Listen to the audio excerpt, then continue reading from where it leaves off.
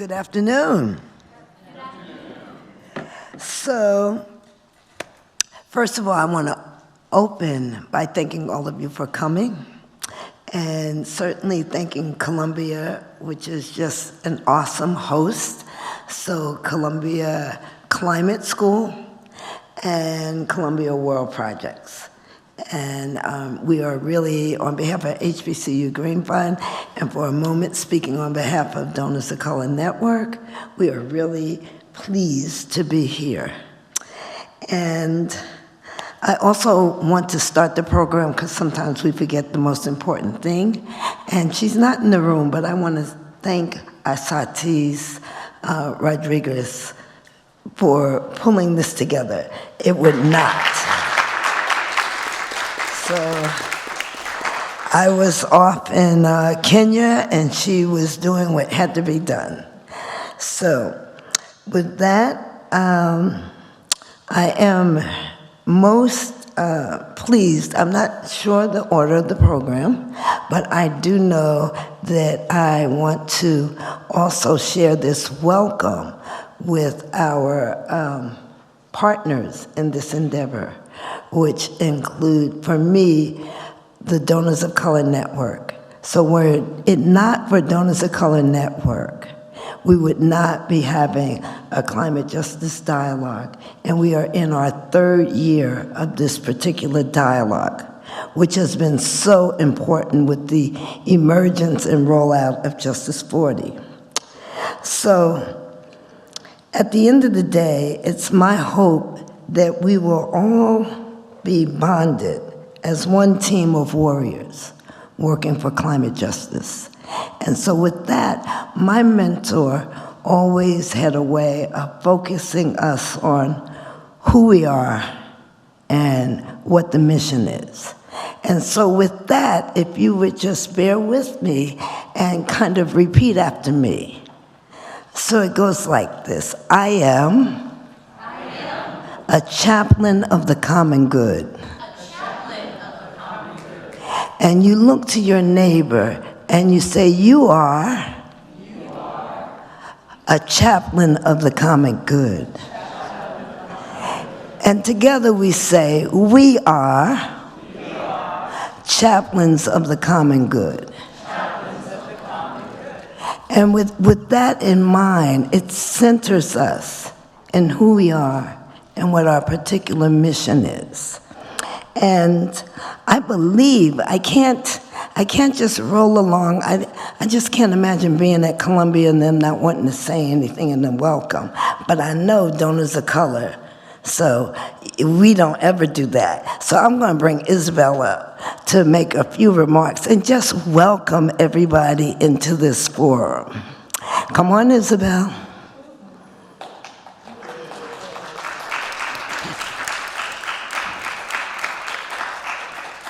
Thank you so much, Felicia. You've been... Now, I just want to first... I'm Isabel Layton. I'm the Executive Director of Donors of Color Network and also Donors of Color Action. So for folks who are not entrenched in the philanthropy jargon, that means that we have the ability to do charitable work as well as some political work. Okay, so...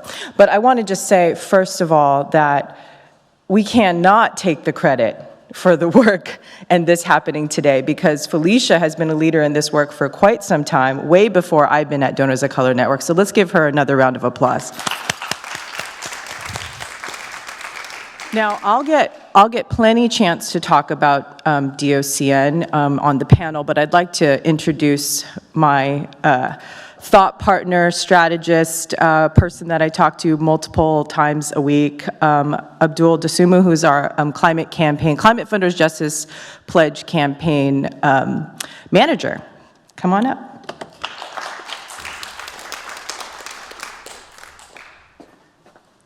Good morning, or good afternoon, everybody. Okay, I grew up speaking in a black church. And in the black church, there tends to be a kind of ethic of expression, right? And they call it what is the call and response? Call and response. So we're going to practice call and response today, we want to liven the space up. So we're going to start with good afternoon, everybody. Okay, all right, that sounds much better. How is everybody doing today? Excellent, excellent. All right, well, so throughout the day, just remember that ethic of call and response. You know, I have a whole set of remarks that I could deliver right now, but I want to do a couple of things. I want to reiterate our thanks and our appreciation of Felicia Davis. Please give her a round of applause. And the reason I do that, and all of you should know this, she's standing here so meek and mild right now, but Felicia runs all of us. And she has corralled us all together because Felicia is an advocate for justice. She is a freedom fighter, and I am very proud to know her. I'm also just proud to be here representing the Donors of Color Network. We are very proud to be a co-convener of today's summit. We're going to share a lot more in the coming hours about some of the work that we're doing in the climate space. But I just want to set a frame very quickly so that we understand what is at stake, right? So this is a moment in which the disparities that exist in climate philanthropy run the risk of deeply, deeply crippling not just the climate justice movement, but the climate movement writ large, right? Felicia often says that we don't just have a climate crisis, we have a justice crisis. And so the work that we are committed to doing as an organization is closing the disparities that underlie that justice crisis. And so through our Climate Funders Justice Pledge, we have challenged some of the nation's top funders to commit at least 30% of their climate philanthropy to BIPOC-led and serving justice movements. And we've also challenged them to be transparent about where and how much of their climate funding is committed to BIPOC-led justice movements. And later today, I'll be sharing some never-before-seen data that just dropped exclusively this morning about how much progress many of our funders are making toward that. But we do this work because it matters. We do this work because this is a critical moment for climate justice. We have historic billions flowing from the federal government right now. And if we are not careful, we run the risk of a program meant for our communities not getting to our communities. And we've seen that happen all too often throughout history. And so the Donors of Color Network is very proud to be here today. We're very proud to co-sponsor today's summit. And I'm looking forward to sharing more about the Climate Funders Justice Pledge as we continue. Thank you so much. Thank you, Abdul. So I recognize a few members of the Donors of Color. So if you would just stand up and show yourself so others in the room know that you're here and that the people supporting the work are supporting the work. So we really appreciate you. And now I'm going to make adjustments in the program because our top, we have an honoree that we would do at the end of the day. But he has done an enormous personal favor in not only joining us, opening us up, he has done this for 3 years straight. So that is just, nothing but love. And so I'm to introduce him for the keynote. And does Columbia want to say something before I run along? Are you sure? You want to say? Oh, no, really. Come on up. I'm not going to skip our host. Come on up. Tom is going to bring remarks. Yes, both of you, come up. The microphone is yours. I'm happy to go whenever. Go ahead. Okay. Ladies first. Well, thank you so very much. I wish to extend the warmest and most sincerest of welcomes to you and everyone present today. And I'd like to say that We're here with intention. I think it's really important, particularly in academic institutions, to remind ourselves of the occasions upon which we come together for purpose to transform. And that's what each and every one of us are doing today. However many or few there may be present in the room, know that you are not only chaplains, but stewards of transformative change. So thank you for being ambassadors in this space. Thank you for being co-conspirators in this space. And thank you for agreeing to take charge of the change that must come forth from not only institutional spaces, not only grassroots organizations, but each and every one of us who feel not only inspired, but are benefiting from taking up space on this earth. And as my soror and the wonderful Shirley Chisholm once said, it is the rent we pay. So thank you for agreeing to pay rent with your justice work. May we continue to be inspired. May we continue to disrupt for the transformation that is upon us. Thank you. Thank you. And Tom, because we're now partners, that I've declared it and it's streaming out to the world, so HBCU Green Fund's new partner, come on up. And we could not be more fortunate in having this partnership with you. We are so fortunate to stand with the HBCU Green Fund, with the Donors of Color Network, and with our colleagues with whom we share this building, the Columbia Climate School. I represent Columbia World Projects, an initiative at Columbia University that stands at the intersection of thinking and doing. That is, we try to bring rigorous thinking and research to bear on some of the most pressing issues of our time. That includes the erosion of democratic institutions and norms. It includes the uneven distribution of opportunity across the globe, and of course, it includes climate change. Everyone here knows, and that's why we're here, that the toll exacted by climate change is not borne evenly. That is, communities that have been underinvested in, that have been subject to a matrix of laws and practices that have heightened economic precarity, and that are disadvantaged due not least to the historical actions of federal agencies, and I can say that I just came out of government, all mean that communities of color are especially vulnerable to the impacts of climate change. For that reason, it's especially important that today we're joined by our colleagues from federal agencies, and this is a promising but really important moment for dialogue that spans community groups, federal government, and researchers. It's a felicitous moment in some ways.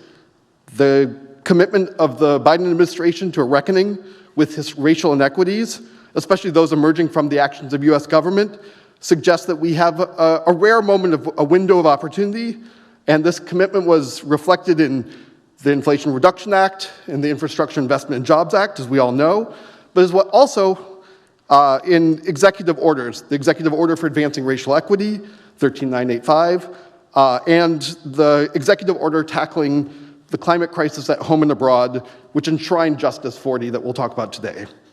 That said, the mechanisms that the government has set up for redressing these inequities are imperfect.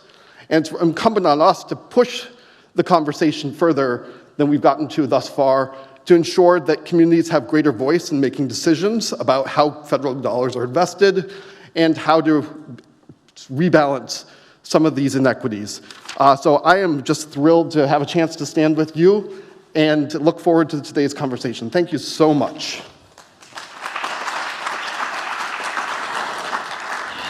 Thank you. And, you know, we're all being, pretty polite, given the fact that we're in a moment of crises and urgency.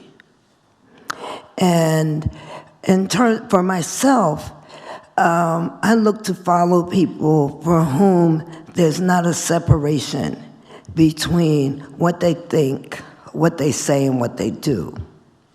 And so in framing this conversation at a time when starting out, HBCU Green Fund, myself, thought that, justice is like the most important thing, because everywhere we look, it's actually injustice that has people wherever doing the wrong thing. However, things have really accelerated. And we are now, as a species, challenging the very planet that we need to survive. And so I am honored to be able to call upon someone to set the frame for the day, Dr. Mustafa Santiago Ali, who, I looked up his bio. I was trying to do it better, but it's so good that I really couldn't improve. So I'll read a little, because I like to make people blush. A renowned thought leader, international speaker, policymaker, community liaison, trainer, facilitator, Dr. Mustafa Santiago Ali serves as the executive vice president. And see, they don't even have that right. They give him that title so the other people feel like he's not in charge, but for the National Wildlife Federation, so he leads that ship.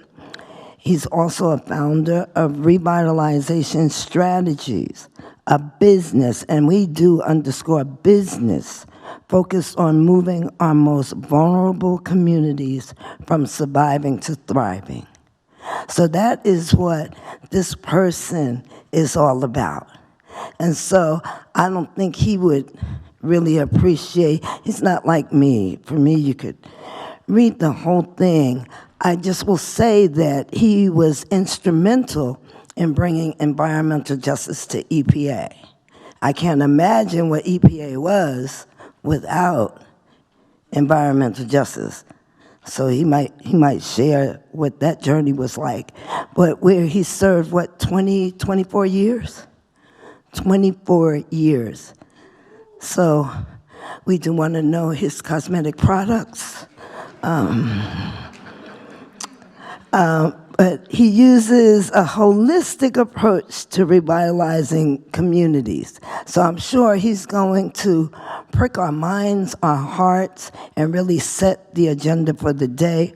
I'm not going to say a lot more because I'm going to have another chance to say more when he will be receiving our highest, first, best, amazing award. And he has so many assignments that I'm going to be able to give it to him right after he finishes. So that's like cherry on top of the sundae. But this is a very critical moment. The systems we depend on are collapsing. Justice doesn't mean a lot in the darkness of the inability to swim in the ocean, to have food, to survive, So catastrophic, I don't know, do we have a word that goes beyond that? But this is the moment we're in. So I bring Mustafa Santiago Ali up with great reverence and seriousness for this moment. So Mustafa.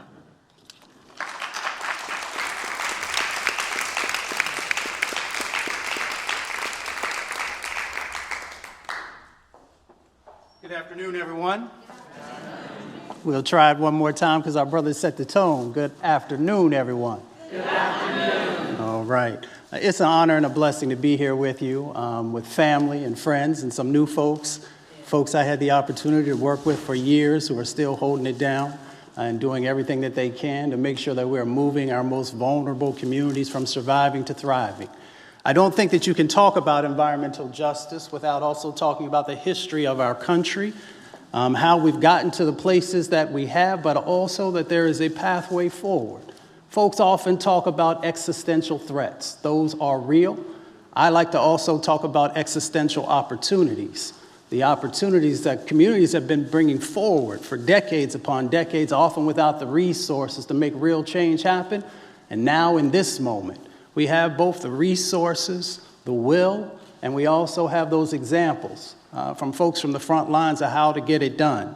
I would be remiss if I did not bring my mother and my grandmother into our conversation. I have spoken in front of thousands and thousands of times, and I always bring them forward by a show of hands. How many folks love your mother or your grandmother? Raise your hand, your right hand up. Everybody look around. Find that one person who does not love their mother or their grandmother. Walk over there and give them a hug real quick, because we got work to do. James Baldwin once said that I can't believe what you say because I see what you do. Those words become real when we think about our interactions with our most vulnerable communities. Mustafa, who are you talking about when you say our most vulnerable communities? I am talking about African American communities. I am talking about Latinx communities. I am talking about Asian and Pacific Islander communities. I am talking about our indigenous brothers and sisters. And I am also talking about lower wealth white communities, because they are the ones who have been catching it for a long time. If we want to talk truly about the history of how we got to environmental injustice, we have to call out the fact that policy has played a critical role in the injustices that happen, but it can also flip the script and move in a positive direction. It was policy that took land away from our indigenous brothers and sisters and allowed the genocide to happen. That was policy that was written down. It was policy that said that we could go to Africa and bring folks to this country to do free work and enslave them. That was policy.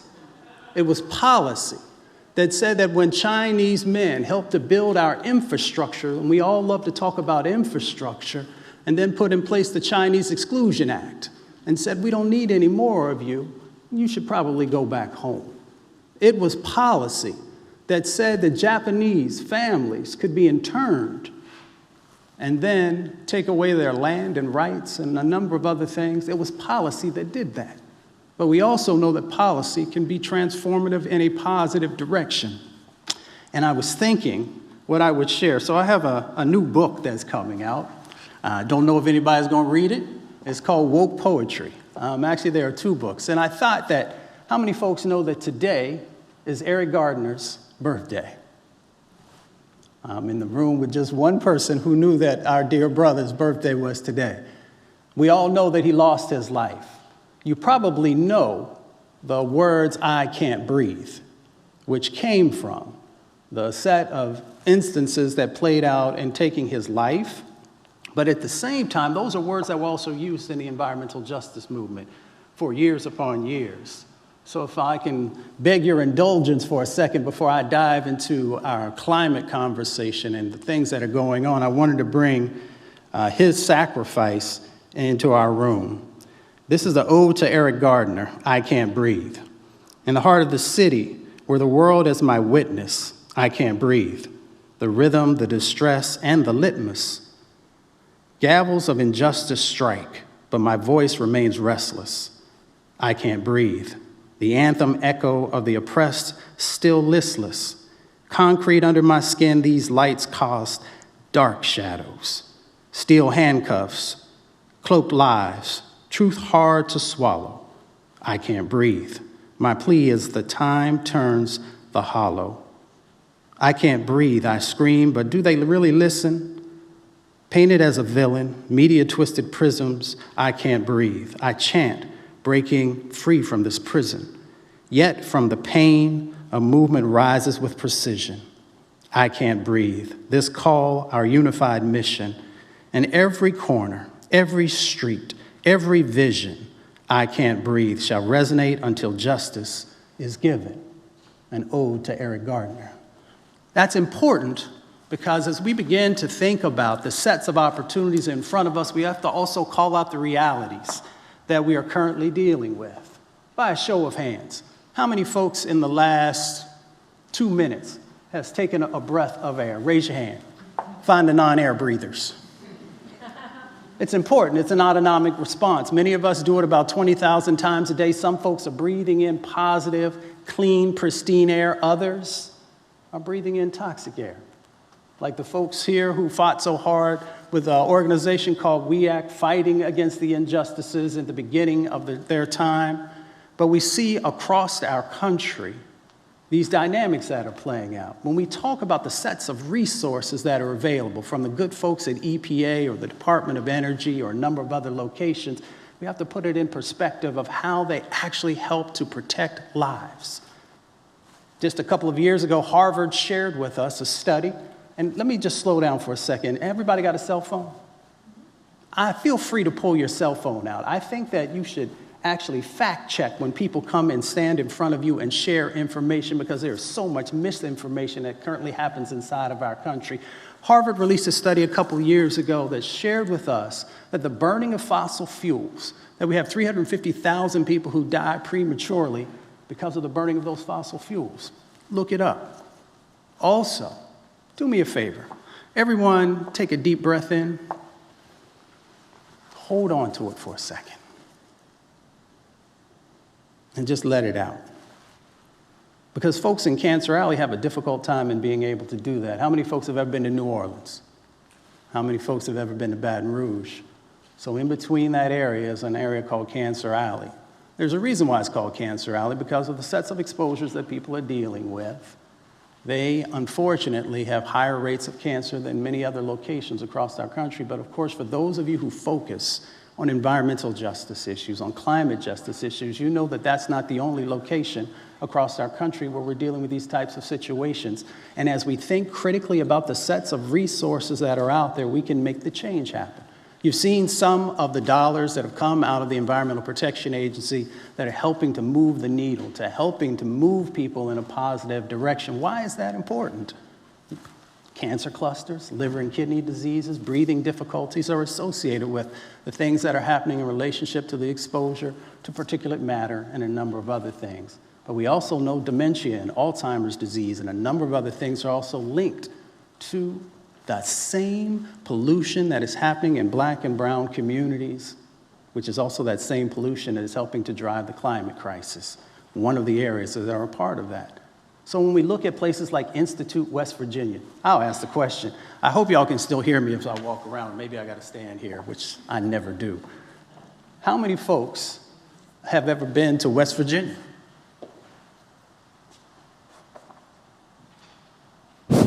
How many folks have ever been to Institute, West Virginia, of the folks? What did you see when you went to Institute, West Virginia? Nothing but smokestacks billowing out smoke that clearly wasn't healthy. And Institute, West Virginia is not an urban center, right? So we have the dynamic that's going on in both urban and rural communities. And as our funders and as our federal family begin to look at the various places across our country, we have an opportunity to really zero in on where the greatest sets of challenges are actually happening. How many folks ever been to Detroit? Oh, everybody been to the D, all right. I grew up in two places, in Appalachia and in Michigan. And, you know, there's an interesting dynamic at the 48217, because when kids look out those windows, instead of seeing green, trees, green space, so forth and so on, they often are looking at the stacks that the gentleman over there talked about in Institute, West Virginia, or a number of other types of things that are happening there. We have a chance to change that dynamic. We often get anchored to the despair, and we have to honor what's happening inside of communities, but there is also a pathway forward if we are willing to create authentic, collaborative partnerships, if we are willing to build the criteria into our decision-making to make sure that the places and spaces that need the dollars the most actually get them, and if we are willing to stand up and do the right things. My grandmother says that you have power unless you give it away. Think about how often we give our power away because things have been done a certain way, and we assume that that's the way it always has to be. I know the good folks at Ironbound don't believe that dynamic. They're like, we're going to do what's necessary to change systems. We're going to make sure that systems are actually benefiting the folks who need it the most. And you see different images that are going on. These images you see are because we were resistant to do the things that were necessary in the past, so now we have to work twice as hard now to make that change actually happen. By a show of hands, how many folks in the last 24 hours have had a drink of water? Raise your right hand. No, raise your left hand. I want to throw y'all off. Help your neighbor if they don't know which hand is their left hand. You know, it's interesting. We have about 60 million folks in our country who have had to deal with unsafe drinking water over the last decade. And now we've got folks who are very laser focused. You have a president, you have folks who are in the part of the administration who are saying, you know what, these are the communities that need our help. Now, that doesn't mean that we don't have to push folks. Don't ever get it twisted, because it helps people. At least I feel that it does. When I worked on Capitol Hill for John Conyers, he used to tell me all the time, I need folks to continue to push me. Our elected officials work for us. Those are your tax dollars, and that's all we have to push. We saw the dynamics that happened in Flint, right? Everybody saw what happened in Flint. So for all the students who are here, you understand that you are blessed to be able to sit in these seats, one, because you did the hard work, but also because hopefully you never were lead poisoned, like the children in Flint, Michigan, or the children in Benton Harbor, Michigan, or the children in Jackson, Mississippi. I can go down the laundry list of locations across our country where, unfortunately, young people have had to deal with that particular set of challenges. But we know that when we talk about water, now PFAS, everybody's starting to pay attention to it, right? And we understand that the science is developing about what the various sets of impacts are. But again, in this moment, we have the opportunity to push for real change. I'm standing right now at one of the prestigious academic institutions in the country that has a long history. Y'all know I believe in real talk. Felicia knows, and she's going to give me the hook here in a second. King's College, original name. King's College was built from donations from folks who were enslaved. And we also know a number of our other academic institutions were actually built by the hands and the labor and the sweat of those individuals. And all of that is tied into environmental injustice, because we placed those policies and then we took them through Jim Crowism and we began to deal with redlining and restrictive covenants. And then we moved forward into local zoning and making decisions about who deserves to be protected and who doesn't. And that's why, with all of us and many, many other folks, we can now change these dynamics that are going on. Now, we have some challenges. We have some folks in this country who don't believe, whether they see it on a videotape or they read it in a history book, you know, the impacts that have already happened and what is currently going on in this moment. And that is why truth-telling is so incredibly important. So as funders, funding those storytellers is incredibly important. When we build in our academic institutions, centers, or labs, making sure that we are hiring folks who actually come from the real work that goes on every day. Because if you don't, it is an inauthentic set of parameters that you're actually operating from. Richard Gregg been doing the work for a long time. Felicia Davis been doing the work for a long time. I can go down a laundry list of folks in the academic world who have actually been doing real work. And this is the moment that we find ourselves in when we find thousands upon thousands upon thousands of people who are dying from the flooding that's happening in Libya. And I can go across the planet with what's going on. When we have one of the largest hurricanes in total size, that's right off our coast right now. When we look at the wildfires that were burning in Canada, right? And that pollution that made its way into the deep south in our country, this is the moment that we're dealing with, but we are up to the task to be able to make that change actually happen. And how do we do it? We do it once again through the partnerships with institutions like this and the funders and the federal government, but it has to be led by and honoring the front lines. Does that make sense to everyone? So, there's one other component that's incredibly important, because I could go deep into what's happening around the clean economy, you know, what's going on the public health side of the equation, and a number of other elements, but we've got some amazing folks who are going to share information with you today. And just let me call out the Green Door Initiative that's in Detroit. This is an example of how you make real change happen. They have one of the highest rates of helping folks who were formerly incarcerated and young people getting into jobs, bringing hope back into communities. And that's why you make those investments, funders. and folks is doing the real work, not the theory, and not because somebody put a nice pamphlet together. We unpack. We find out who's doing the real work. Let me walk back on this side of the room because Ironbound is in the room, and I want to call them out too, because 40 plus years now, longer than that, 50 years now, doing the real work. Not only working on housing at the beginning, but also calling out environmental injustices. Funders, can you look this way? Because I want to make sure you see what real work looks like. Real work looks like Harold Mitchell and the Regenesis Project, taking a $20,000 environmental justice small grant, and Matthew Tejada's here from EPA. Matt, I'm not going to call you out like that. I'm just saying that good work has happened, and it started with small amounts of money, but it started also through the partnerships that were developed, and now Harold is way past $300 million in changes in his community.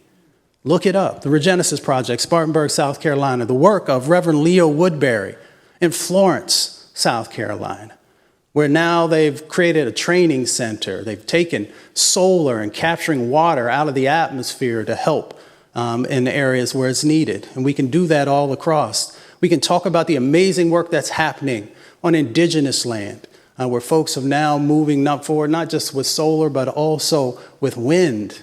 These things are happening. We often just don't see it. It's not on MSNBC. It's not on CNN. It's not on Fox, and a number of other places. So real change can happen. Y'all do me a favor, because I'm short on time. Look to the person to your left. Help your neighbor, help your neighbor, help your neighbor. Look to the person to your right, Lisa Garcia. Grab your hand to the person on your left-hand side if you're close enough to somebody. I appreciate you taking notes. Grab the person on the other hand side. I say the other hand because some people in this room don't know their left from their right. No shame. No shame. It's all right. That's why we're here. We're family. We're going to help each other. Now, I see somebody has their computer in their lap. I'm going to ask you to stand if you possibly can. Yep, that's all right. While you're still holding that person's hand. And it's okay. It's all right to get close. I know some folks sometimes don't want to get close. You know what's interesting? We're taught in this country to actually separate ourselves from each other. And we're taught actually not to communicate with each other. I'll give you a quick example, but as I close out. How many times have you ever gotten on an elevator and you look up at the numbers that are at the top thinking, Lord, please don't let nobody ask me nothing, right? We're taught to separate ourselves. It's what, unfortunately people have infused into us because they understand that when we come together, when we actually touch each other in an appropriate way, that there's something transformational that happens in that moment, that we realize our common humanity. The other thing that happens is that we begin to have a better understanding about power. How many people in the room were ever taught about power? I'll break it down for you. How many folks in elementary school had a class on power? Nobody? Okay, that's fair. You're young. How about in middle school? Power? No power? Okay. High school? No? One person? That's a great school you went to. How about college? Did you take Power 101? No. We had a couple people who took Power 101. I bet you I know what college you went to, too. Here's the thing about that. There is a reason why people don't teach you about power. Because things begin to change when you raise your expectations because you know that you have power to make that actually happen. I'll find out if the folks here at Columbia University actually believe that you have power. Everybody say power. Power. That was pathetic. Let's try it again. Say power. Power. Now here's the last part, because power, if it's not focused correctly, can actually do damage. So now we're going to say power to the people. 1, 2, 3. Power to the people. One more time. Say power to the people. Power to the people. And since I believe in the power of the Trinity, we're going to do it one last time. Say power to the people. Power to the people. I'm Dr. Mustafa Santiago Ali. Take that power and do something with it.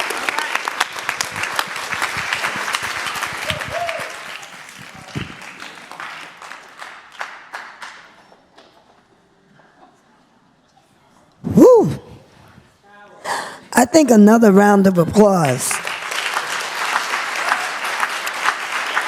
And Asatis. So we actually, right now, the HBCU Green Fund has never given out individual awards. Not sure why, but we will be coming up on 10 years soon. And thinking about being in New York, HBCUs, none here. Thinking about HBCUs, not one. So, why would we be giving our first HBCU highest award, our Climate Justice Visionary Leader Award, here at Columbia, in New York? HBCUs are mostly in the South. Anybody know HBCUs are in the South? If you know where historically black colleges and universities, to draw it out. But I said, okay, if we're going to, people that know me know I keep it very real, sometimes too real. So then I said, ooh, we're going to come to New York. We're going to come Climate Week. We're going to get Mustafa. He didn't know it, but we're going to get Mustafa. And then I had Asatis. Asatis, stand up. Asatis. So Asatis, she's my angel. And so we said, what are we going to do?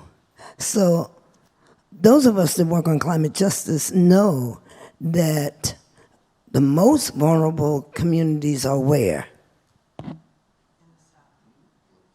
Keep going. South. Where? What South? Exactly where in the global South? Come on. We at Columbia. They know this at Mars Brown. Let me hear it. So the most vulnerable place is definitely the continent of Africa. It's contributed least, suffers the most, da-da-da-da. Look at Libya, you see. So, thinking this through, I'm just coming from Africa Climate Week to New York Climate Week. And so it's a moment. And you're going to hear from Donors of Color, they have a moment. And I'm big on moments because we can turn them into movement. So, what could you give someone like Mustafa Ali? We said, we know what we're doing. We're going to plant trees in the Sahel. So we came up with that and thought, oh, this is great.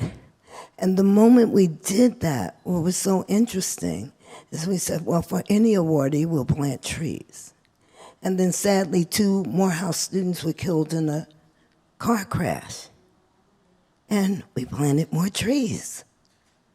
And then the people doing the tree planting said, well, it's the 60th anniversary of the March on Washington, so we're going to ourselves plant 60 trees to commemorate that.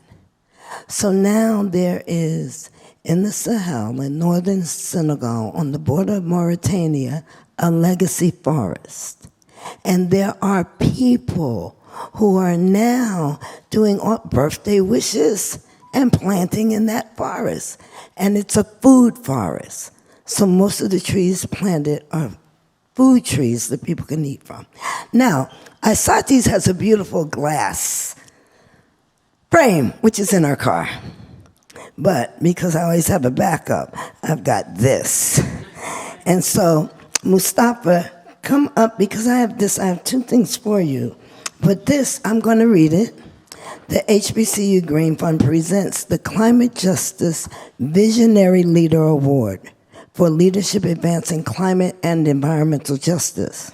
A donation has been made in your name to plant 3 trees, and that's so at least one survives when you get there. And you will also get a little video of them planting the tree, and done by I don't read French, but Redez Eco Village. So this, you can have the certificate, but you have a beautiful glass thing. But don't go away, because I was like, oh, isn't that cool? I mean, you can clap for that. The trees, Mustafa, and that is a facsimile. And then here at the lovely people here at Columbia, we had another thing. I was just in Kenya, and I need a note to say, where's the note over there? Maybe on the floor, maybe in my pocket. So, when I was in Kenya, on my way to ziplining, we stopped at a recycled glass place. And so, while I was there, and some people think like to give an award, you should have a thing. So I had to get a recycled thing. And so this is from Anselm, which, see, he's saying, so he's probably already familiar. I was walking around thinking, I'm so cool, I got the right thing. So you have to hold the mic. I got you covered. The Tiffany bag, let me tell everybody, the Tiffany bag was contributed by Columbia, because they have the right bags. Don't know what was in it but we got the bag. It's a lovely bag. So, and then, but this screens, I don't know if I'm supposed to unwrap people's gifts, but why not? So that everyone can see. I think it's absolutely wonderful. And it's made from recycled glass. So, yes. So you get to say thank you before you keep the mic, and I'll put it. Well, I know we're short on time, so I just want to say thank you. I want to say thank you to all the frontline leaders who helped raise me and continue to mentor me and support me. And I want to say thank you also to all of the young people who are in the room, because your energy and enthusiasm continues to really keep the energy underneath of both the environmental justice and climate justice movements. So you are needed and valued and honored for the contributions that you're giving. And to the funders who are here, thank you. We need to make sure that we are building those strong partnerships to make sure that we can win on these issues, and we truly can. If I didn't believe that, I wouldn't stand in front of you and say it. I would say, let's just be on defense, but I believe that there's still an opportunity for us to create a better tomorrow. So with that being said, thank you, Felicia. So we have to take a picture. I have a phone. So Richard, come up, because Richard's the only person here that's on my board. So Richard, and anybody else that wants to be in the picture, let's go. I don't know if they could hear you. Oh, if you want to be in the picture, you got to come over here.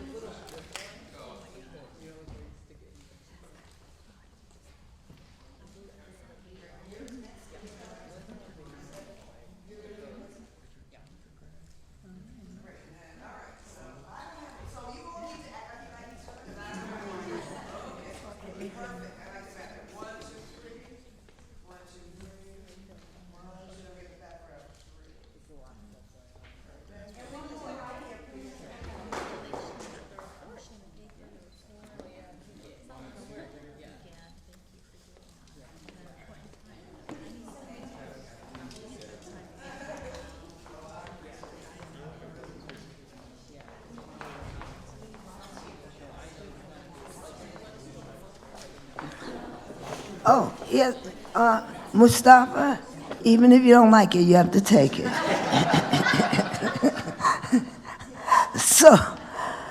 Okay.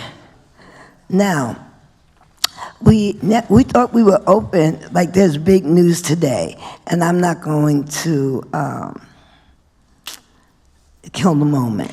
So I'm going to bring up my good colleague, friend, and just a tremendous scholar, legal mind, climate justice advocate, Abdul Dosunmu, to open up this session. Abdul?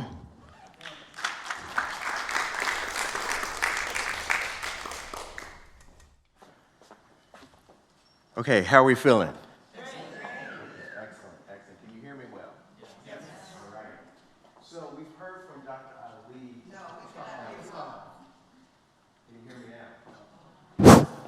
Can you hear me now? Okay, excellent.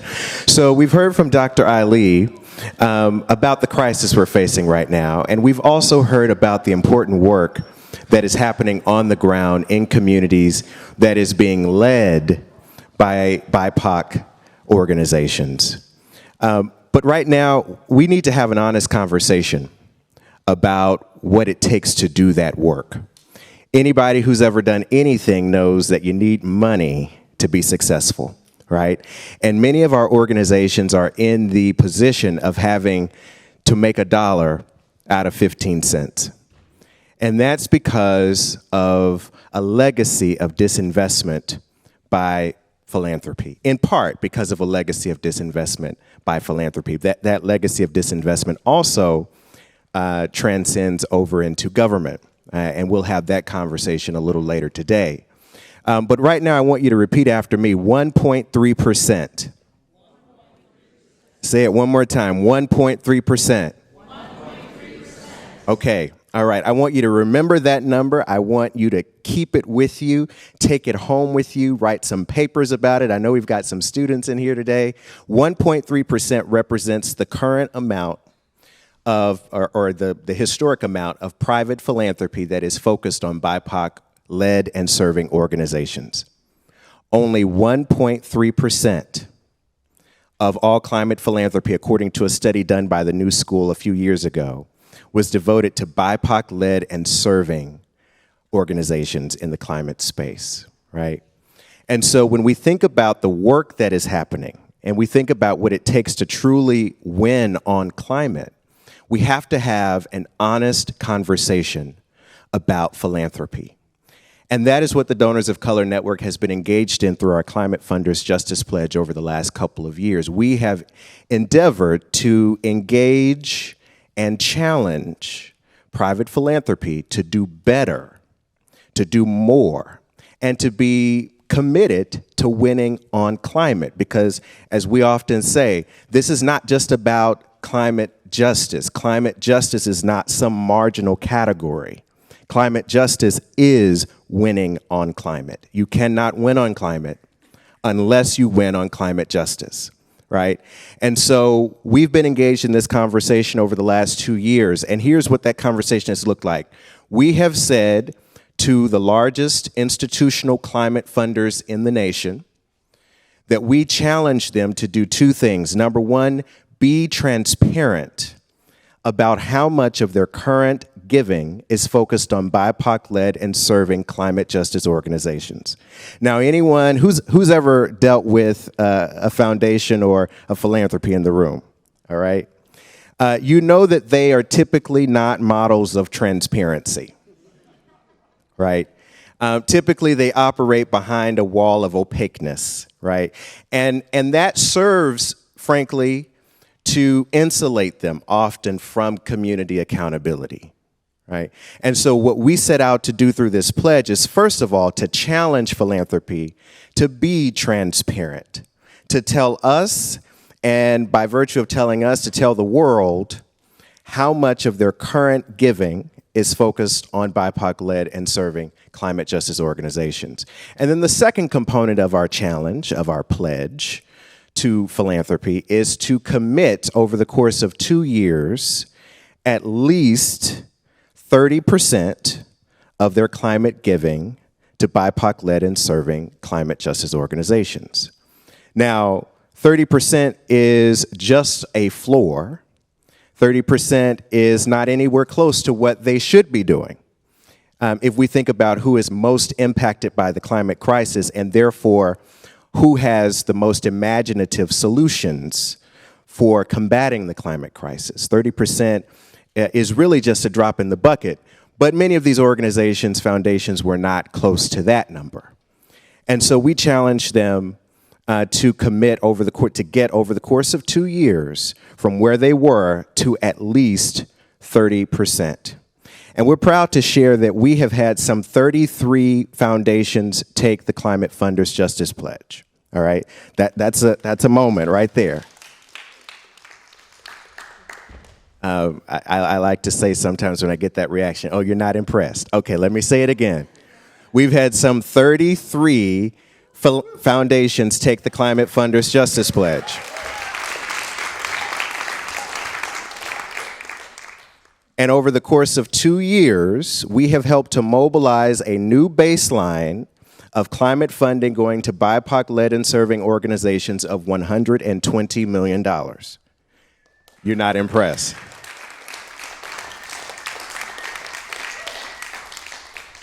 Now, I know why you weren't impressed, because you hear week after week new billionaires moving into this space, and you know that as impressive as $120 million is, it's really just a drop in the bucket of the money that is moving into the space. So we've got a lot more work to do, right? But we're proud of the progress we've made. So let me tell you a little bit about that progress, and then I'm excited to bring on two individuals who are going to help me flesh out this conversation that I'm excited to share with you. So you hear the big numbers, the $120 million, but what we did today in a story just out in Axios, you can go to Axios and read it for yourselves. In a story just out today, we provided a peek behind the curtain. Right? Because in order to get to $120 million, you effectively have to challenge foundations to do business differently. And so we wanted to show exactly how differently many of these foundations are doing business, and give you a sense of how the numbers have moved over the course of the last 2 years. Now, one thing that I should note before I get into this data is that not everyone has taken not all of the 33 have taken the full Climate Funders Justice Pledge. Some of them said, you know what, at this point, we're only comfortable doing transparency. But as I like to say, we accept that because sunlight is the best disinfectant, right? And if you know your number's going to be public, generally you're going to want to have a good number out there. Right? So even the foundations that have only taken the transparency component of the pledge have made significant strides toward increasing their BIPOC commitments. So today we've announced that the Barr Foundation went from 10% in 2019-2020 to 22.8% in 2021-2022. You're not impressed. Okay. I'm going to get to our bigger foundations toward the end. The Bullitt Foundation went from 33% to 37% in 2 years. There you go. You're getting the hang of it. The Sears Trust went, get this, from 35% to 65.9%. I guess you said, Abdul, you weren't giving us big numbers before. That was a big number. We're getting excited. JPB Foundation, one of the largest climate funders in the world, went from 31 to 33%. The MacArthur Foundation, one of the largest climate funders in the world, went from 16% to 20%. Get this, the Nathan Cummings Foundation went from 47% to 76.6%. in 2 years. And they are in New York. The Heising Simons Foundation went from 6%, a little under 6%, to almost 12% in 2 years. The Northlight Foundation went from 24% to 32.4% in 2 years. The David Rockefeller Fund went from 17% to 36.6% in 2 years, which means that they were under the 30% threshold and they have met the 30% requirement in 2 years. And then we are very proud to have Rockefeller Brothers Fund with us today. We're going to be talking to Cameron Bullen shortly. They were under the 30% when they first took the pledge. They went from 21% to 35% in 2 years. So that's just a cohort of the pledgers that have taken the Climate Funders Justice Pledge. We'll be releasing data periodically as that data comes in over the course of the next few months. But these are numbers that matter. And one of the things that we'll be doing more, we've already started this, is we're actually doing a series that gives you a sense of what these types of numbers mean for organizations on the ground who have received funding, because we're not just interested in a headline. We are not just interested in a percentage. We are interested in how this actually empowers communities on the ground to move the needle. All right. So that is the announcement we shared earlier today. I'm very proud of that work. And right now, I'm excited to bring on first to engage in conversation someone that I like to refer to as my fearless leader.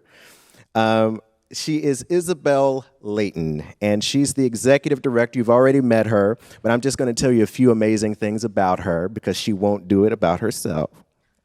Isabel H. Layton is the executive director of the Donors of Color Network. She'll talk more about the Donors of Color Network when she comes up. She has over 20 years of experience growing social justice and movement-oriented organizations. She previously worked with social justice think tank Political Research Associates, scaling its research and strategy capacity to support communities targeted by racism and misogyny during the Trump administration. She was previously a founding director of Equality Fund, a philanthropic advocacy project launched by Asian Americans for Equality. She serves on a number of boards, too many for me to mention. But let me just say this. She has, over the course of the 2 years that I've had the privilege of working at the Donors of Color Network, she has become a dear friend, and she's become a guiding light in this work. And she challenges us every day to make sure that we are moving the needle for our communities. And so without further ado, let me welcome my friend, Isabel H. Layton, the executive director of the Donors of Color Network.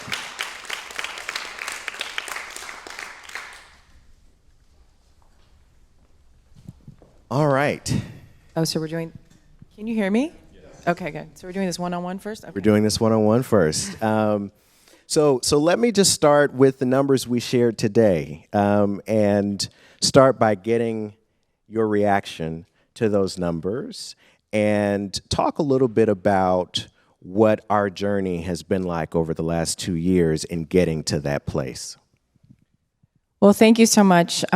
So also, let's just give Abdul a round of applause here because he is the person. So I don't, naming numbers is it's a task. We're standing up here naming them, but it takes a lot of discipline, tenacity to follow up with people who don't want to do things. And Abdul does that job every day and is building friendships with everyone, right? And part of what is important about this work is not just about the numbers, right? It's really about, there's a symbolism to it, right? There is a partnership that comes by taking that pledge.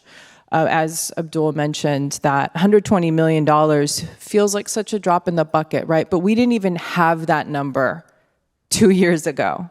And for those of you who use like tracker apps to figure out how many steps you're supposed to do, right? Like you get motivated when you start to see incremental change, right? And it's very important for us to be able to set that pace for our communities because some of us drank the Kool-Aid and really do believe that everyone wants to stand in partnership and solidarity with communities of color, but just don't have the structure to do it, right? And so it was a genius idea that came from our members, our founding members, and our founding leader of this campaign, Danielle Dean Ryan, who passed the torch to Abdul 2 years ago, and he's done a fantastic job.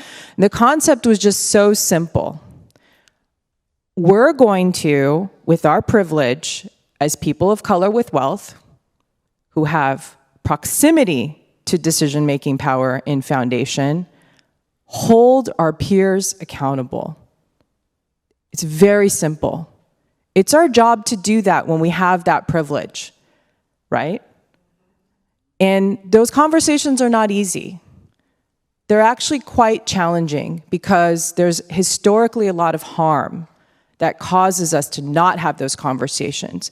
You don't feel safe having those conversations in the light of day. You might completely agree. You might completely agree, and then when you step into a certain position, not in the safety of a friendship, you have to go back to the structural, oppressive spaces that you live in. And that is what we're trying to break down at Donors of Color Network, which I'll talk more about. But essentially, the numbers are symbolic, and they're also helping us set the pace, right? I'll say one thing. We use the word justice a lot, but a lot of times we don't explain it, right?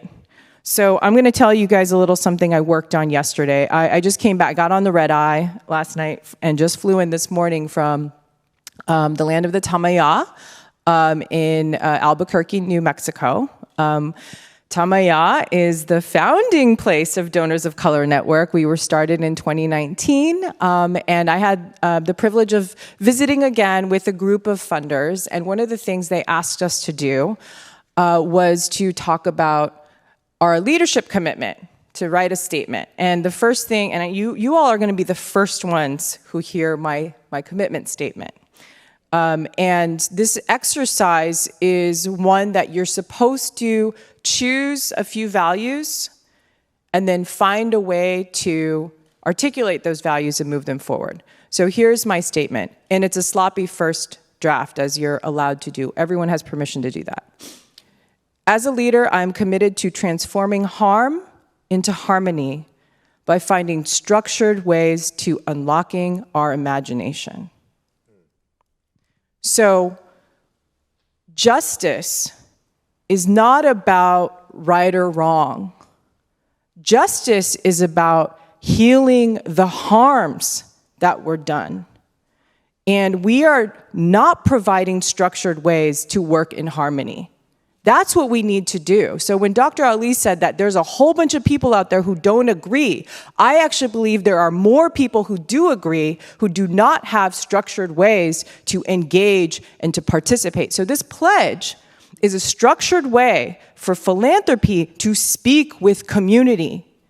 Because I'll tell you right now, the conversations that we have several times a week are, there are funders out there pouring money into the same groups. You can just go on our website and look into the list of groups, right? And just cut and paste, just cut the checks, right? And some of them are those billionaires you're talking about, right? But what they haven't done is they haven't made that step of saying, I'm going to be in community, I'm going to be accountable, and I'm going to listen in partnership with you. Because guess what? That imagination gets unlocked when you start to think together and problem solve together. Because I'm going to listen to you and I'm going to hear the harm that we've done, and I'm going to use the resources and the privilege that I have as levers to figure out how to solve things together, right? And so that's what's behind those numbers, and that is just kicking the door open for us to start this process. Absolutely. I love what you said about repairing the harm. Repairing the harm means two things. One, we can't look past the harm, as we are often inclined to do. And two, we can't reproduce the harm. And one of the things that I think we've found, we've often said about philanthropy is that it fancies itself challenging the harms and contesting the harms, but often in its grant-making practices, it reproduces those harms. And so we're challenging philanthropy to see the harms and then do everything to dismantle those harms and not reproduce them. So you've mentioned the Donors of Color Network here, and I want to just shout out our members who are in the audience. Wave your hands, wave, wave. They're just looking at me. Wave. You've mentioned the Donors of Color Network. Talk to us about what DOCN is. What was so radical a few years ago about high net worth BIPOC individuals coming together? What's radical about it now? And talk about how the progress we've seen in this climate data is an example of the kind of work that we do at DOCN. So oftentimes the most radical thing is the most simple thing, right? So when I said that there are folks who are having conversations as friends, but they don't have the space to have those conversations in structured ways, that was something that Donors of Color didn't have until Donors of Color Network was formed, right? So I mentioned in 2019, we gathered in just outside of Albuquerque, New Mexico, in the Santa Ana Pueblo, the land of the Tamaya, over 100 people of color with wealth and folks who work in philanthropy. And the reason why we all gathered was because we were celebrating the fact that we had just done a report that was released last year. We just finished the interview phase. And what we had done was we created the largest study of donors of color and how they give, right? So going back to the 120 million, each year there's over 400 billion with the B dollars of charitable giving in the US, okay? Only 20%, and I don't have my figures in front, I'm not the numbers person, right? Let's just say 20. If it's a little bit higher, if it's a little bit lower, fact check me. 20% is from foundations like the ones we just mentioned. That leaves 80% as the people in the room, right? Some of them are billionaires. Some of them just have a mere 10 to 20 million, right? And in some circles, that's not even considered high net wealth, right? And so we said that we know that there are these people of color who have this type of wealth, who are already giving and are doing it in different ways, but they're so invisible. And the founders of Donors of Color Network said, let's go tell their stories. Let's sit down and ask them about their giving. What do they care about? What motivates them? As a way, as a blueprint for us to understand how people of color with lived experience, so the majority, over 95% of the folks who were interviewed, and this is a cross-racial group, said that they personally had experienced direct racial or ethnic discrimination in their work and in their giving, and I'll talk more about that. And over 75% of these folks earned their wealth in their lifetime, which means that they have a lot more in common with these folks that are fighting for justice than the majority of philanthropy does. So we already know that these are natural allies, yet there is no structure to bring these folks together. And so when that room came together in 2019, and I wasn't there, but Kathleen was there, our board chair. And Elizabeth, were you there? You were not there, but you were there last year. When everyone came together, what I heard from the stories was that it was the first time you could exhale. Because these are people who are in powerful places, and always there's maybe only one person who might look like them, but may not necessarily be aligned, and they're not really sure if we're quite friends enough to actually say what I really think. And it was in that space where they said, you know what, we need to form a network, right? And that was what was radical about it. And since then, we've been identifying what are the ways in which we can pull levers, right? And so the Climate Funders Justice Pledge is an example of that. We call it philanthropic advocacy, right? There are other ways that we can work together. We have done things Explain that. Explain the philanthropic. Philanthropic advocacy. So there's advocacy for policy, right?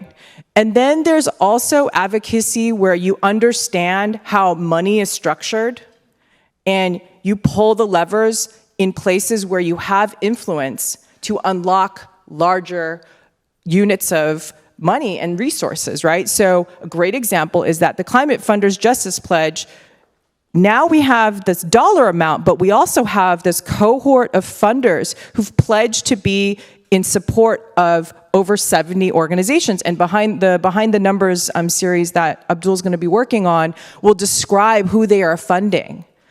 And the reason why these people are so transformative in who we're funding is because they are focused on systems change.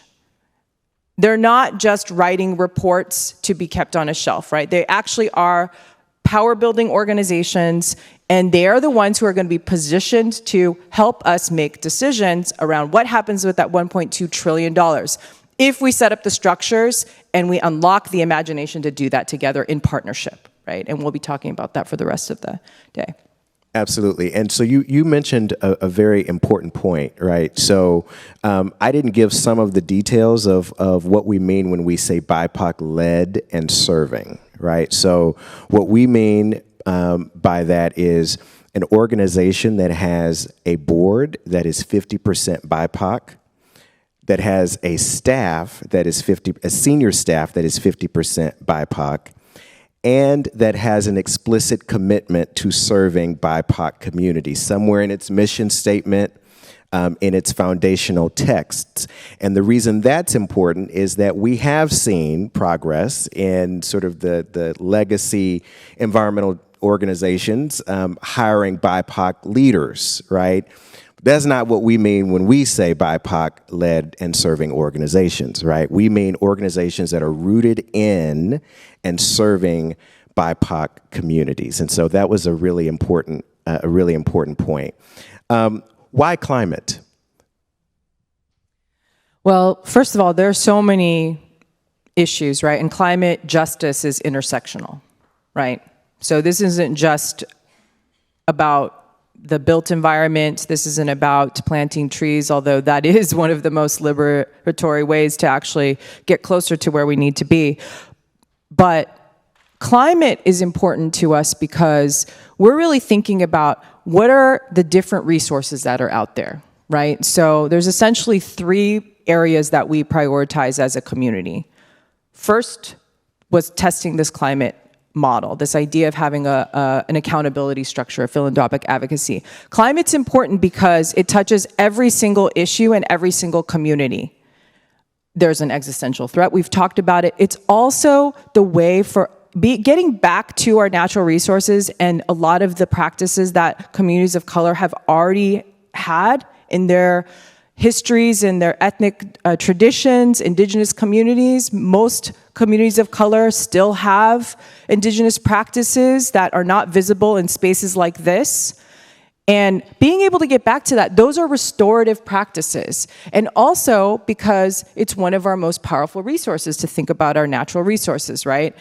The other 2 areas that we have been focused on are democracy, right? Because it's important to also think about how power moves in that space, and that is our passionate focus, but also it's going to be the infrastructure for how you get some of the change, right? And that's how we got to the $1.2 trillion of funding. And the third that is really, really important to our community as people of color with wealth is bridging the wealth gap between communities of color and mainstream places where wealth is being gathered, right? And so I'm not only talking about white communities because, as Dr. Ali said, that this is when you start to use the frame that white folks are the ones who are the wealthy and people of color are the ones that are not, you already have structurally created that divide. When we are making a different type of statement here, right? That we as people of color who have the ability to pull those levers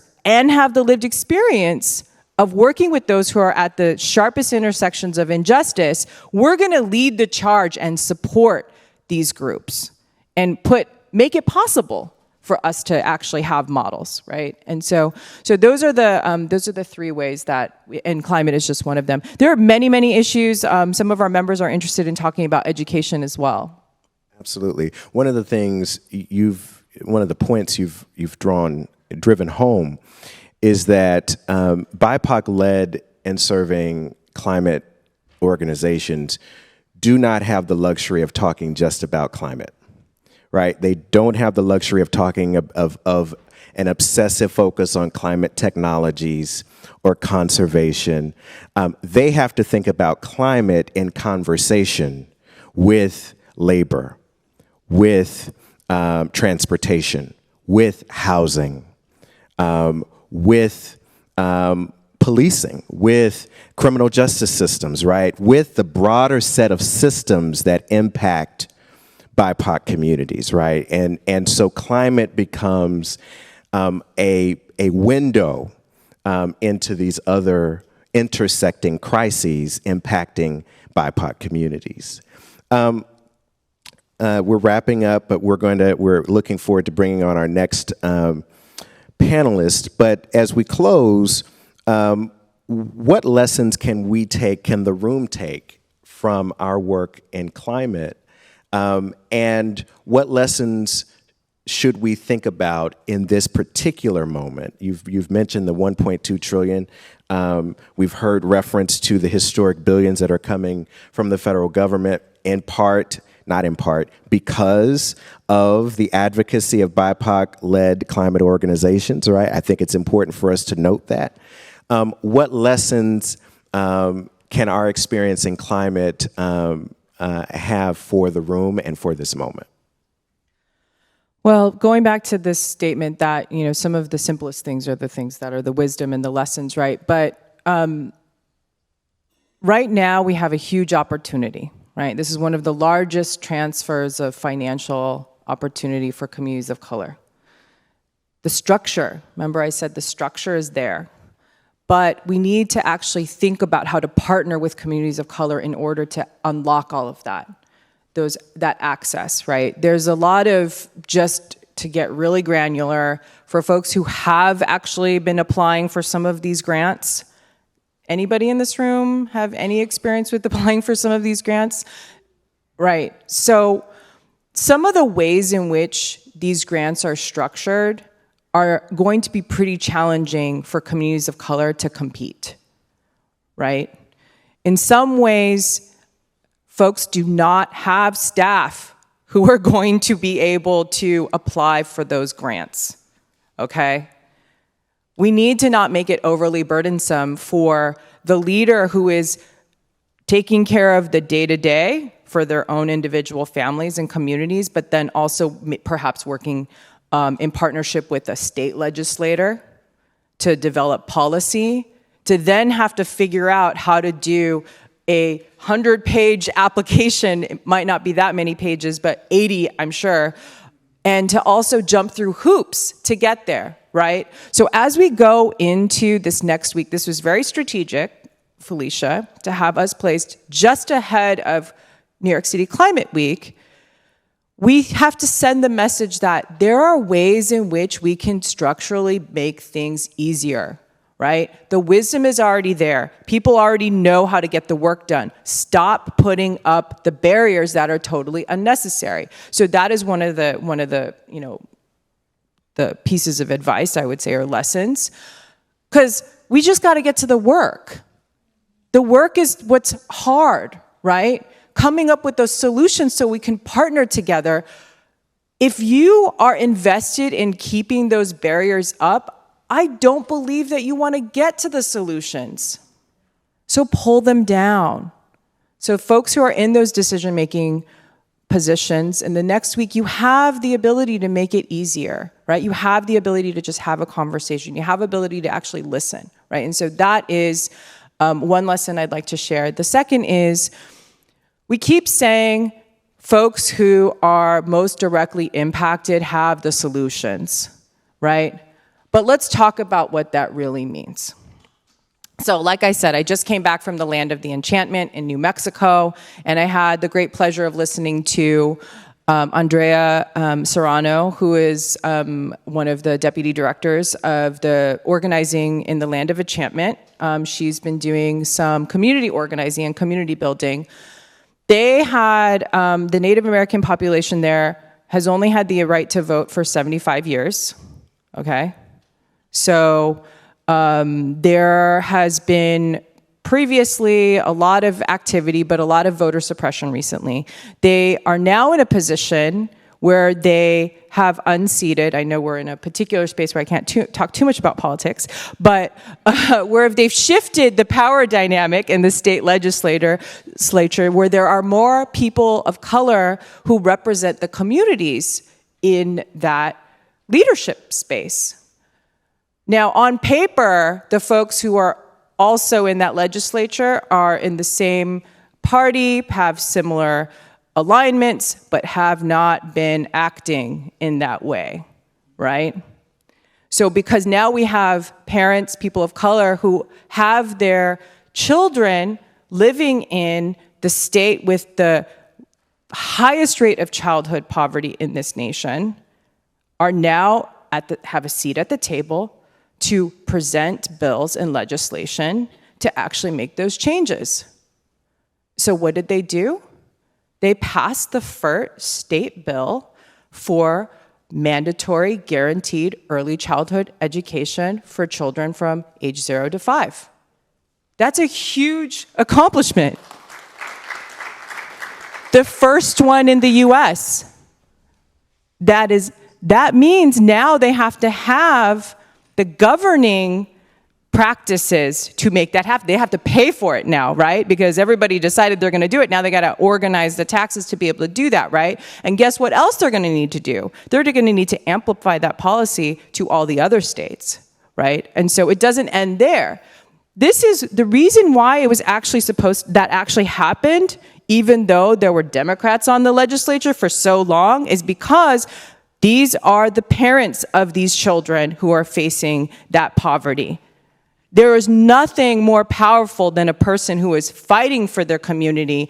They come up with the solutions and they say, why have you not done this for decades? And now we see the possibility and we can build and amplify and share that wisdom. So that's Absolutely. Round of applause.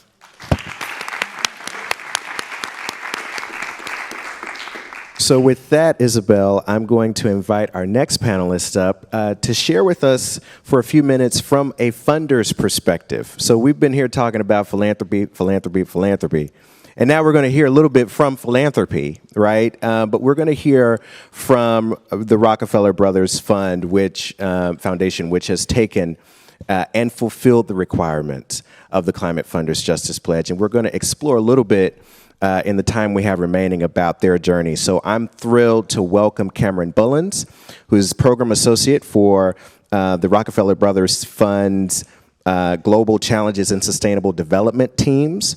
Prior to RBF, Ms. Bullens was a Knowledge Services Associate at Foundation Center and a Prospect Research Analyst at the University of California, Berkeley. So with that, please welcome Cameron Bullens to the stage.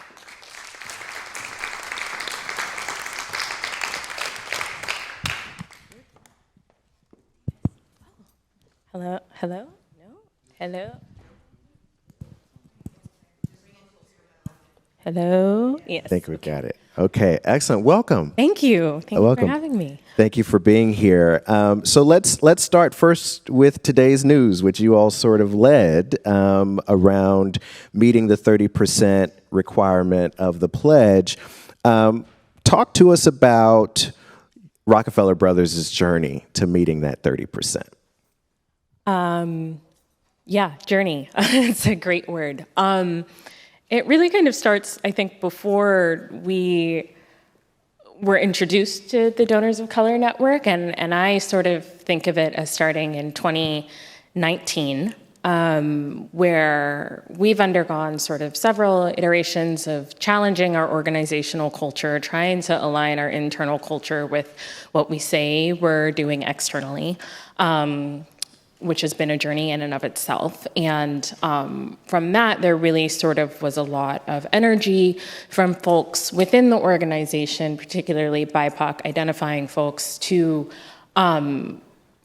push for equity in a sort of more real sense. You know, there are issues of pay equity, there are issues of just sort of feeling like you don't belong in an organization, and sort of all of that came to a head for one reason or the other.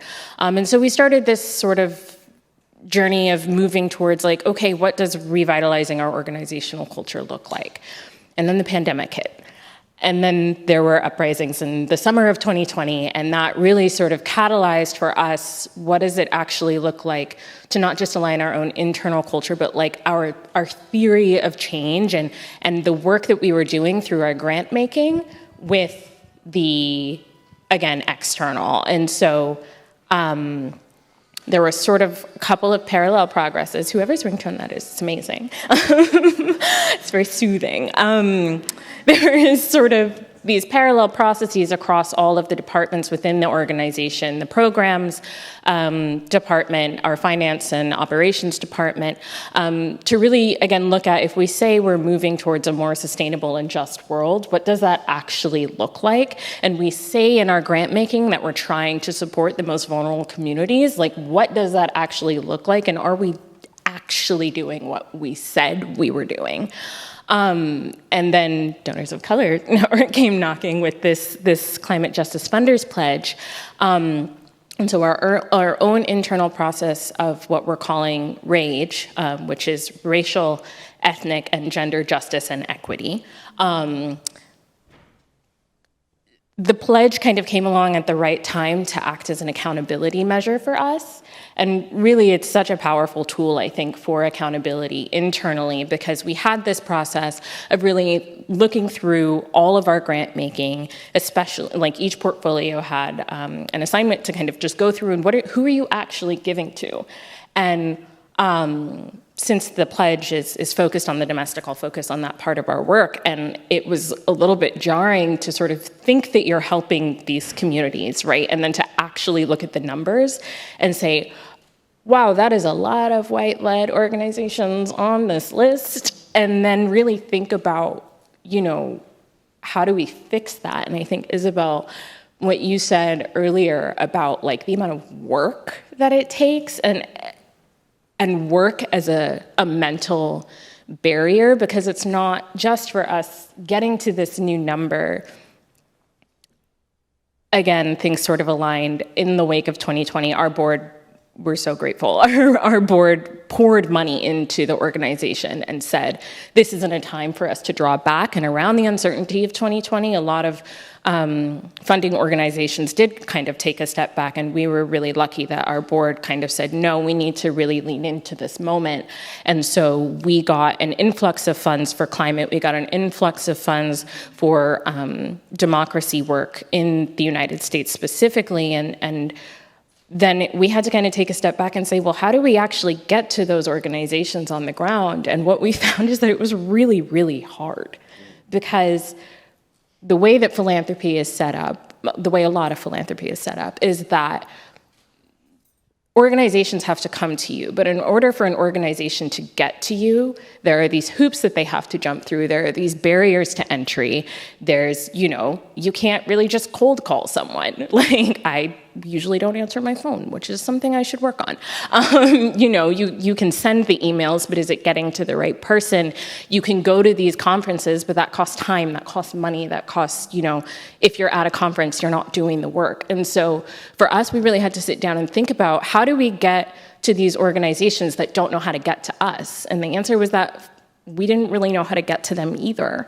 And so some of that work was working through trusted intermediaries, working through organizations like Mosaic and the Equation Campaign, who did have those relationships, and then sort of saying, well, can you introduce us to people, but also acknowledging that there has been a lot of harm committed by philanthropy, and we can't just show up and expect people to be happy to see us, because it's a question of like, okay, that's great, where have you been?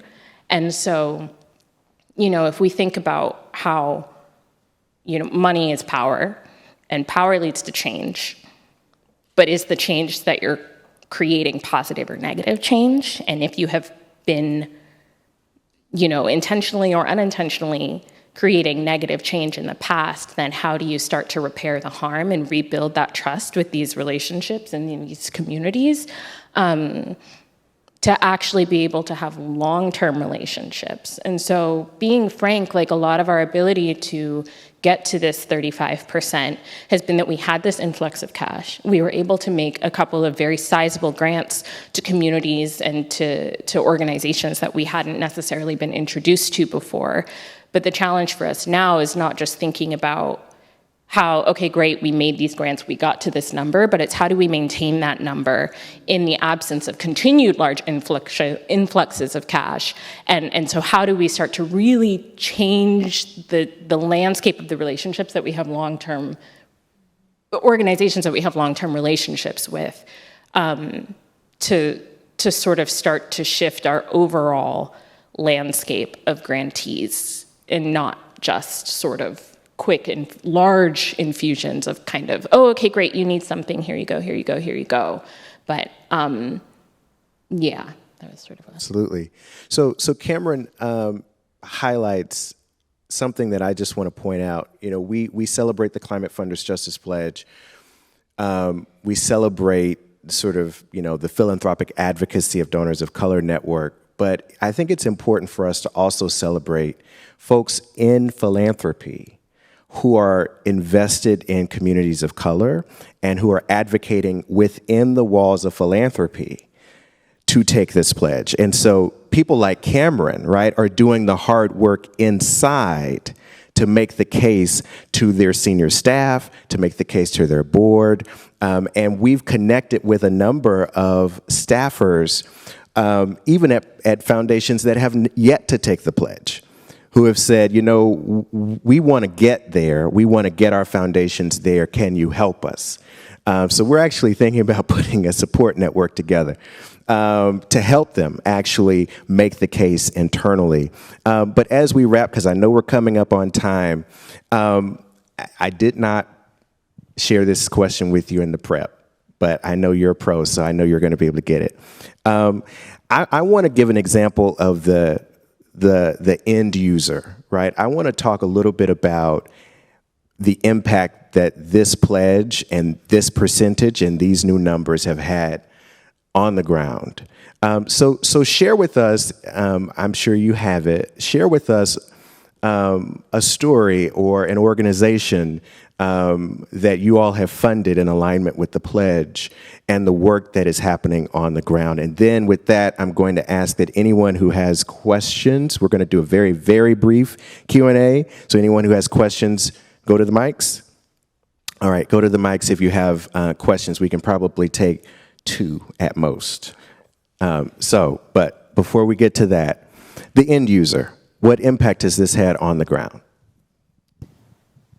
I will come, the example I have is probably not the example that the team would have put forward, but I do a lot of work supporting youth-led organizations and thinking about sort of, you have this number of how much money is going to climate from philanthropy, and then you have this number of how much money is going to BIPOC-led and serving organizations in climate, and then even smaller than that number, you have how much money is going to youth-led, BIPOC-led, BIPOC-serving organizations, and then you're just like really, really dealing with like fractions of a percentage, right? And so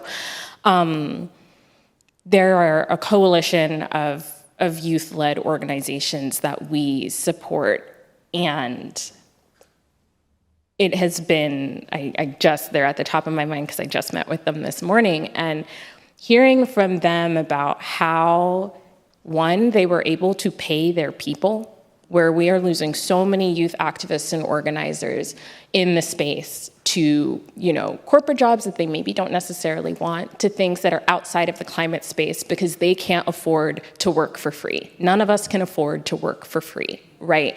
And there's an expectation that because the youth are passionate, because we are a generation that is facing the brunt of the long-term effects of climate change, that we should just be out here in the streets doing it, and then also going to school, and also supporting families, and also doing elder care, all this other stuff.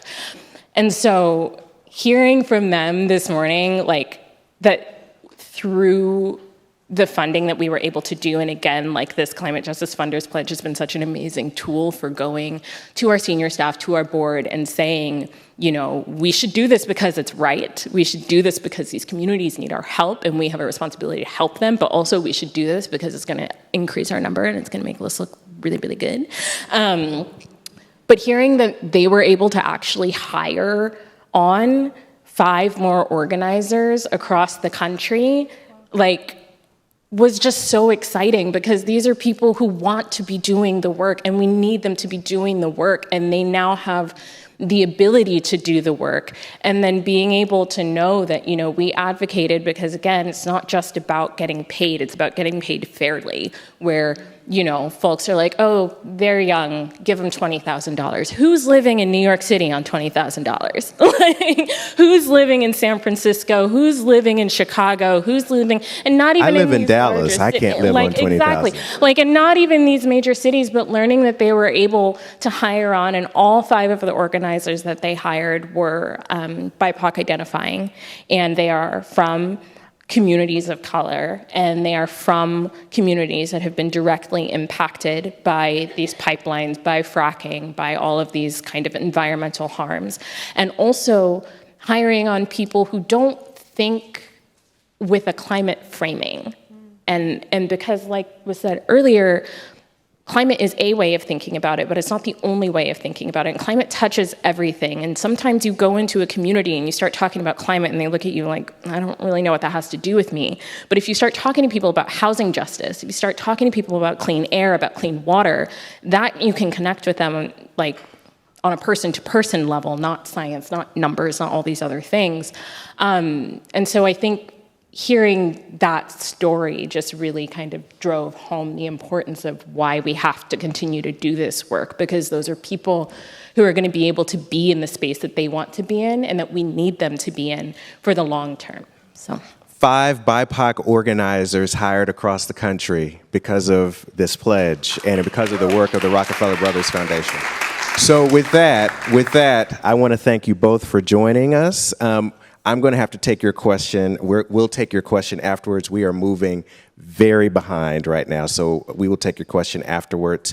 But thank you both, Isabel and Cameron, for being with us today.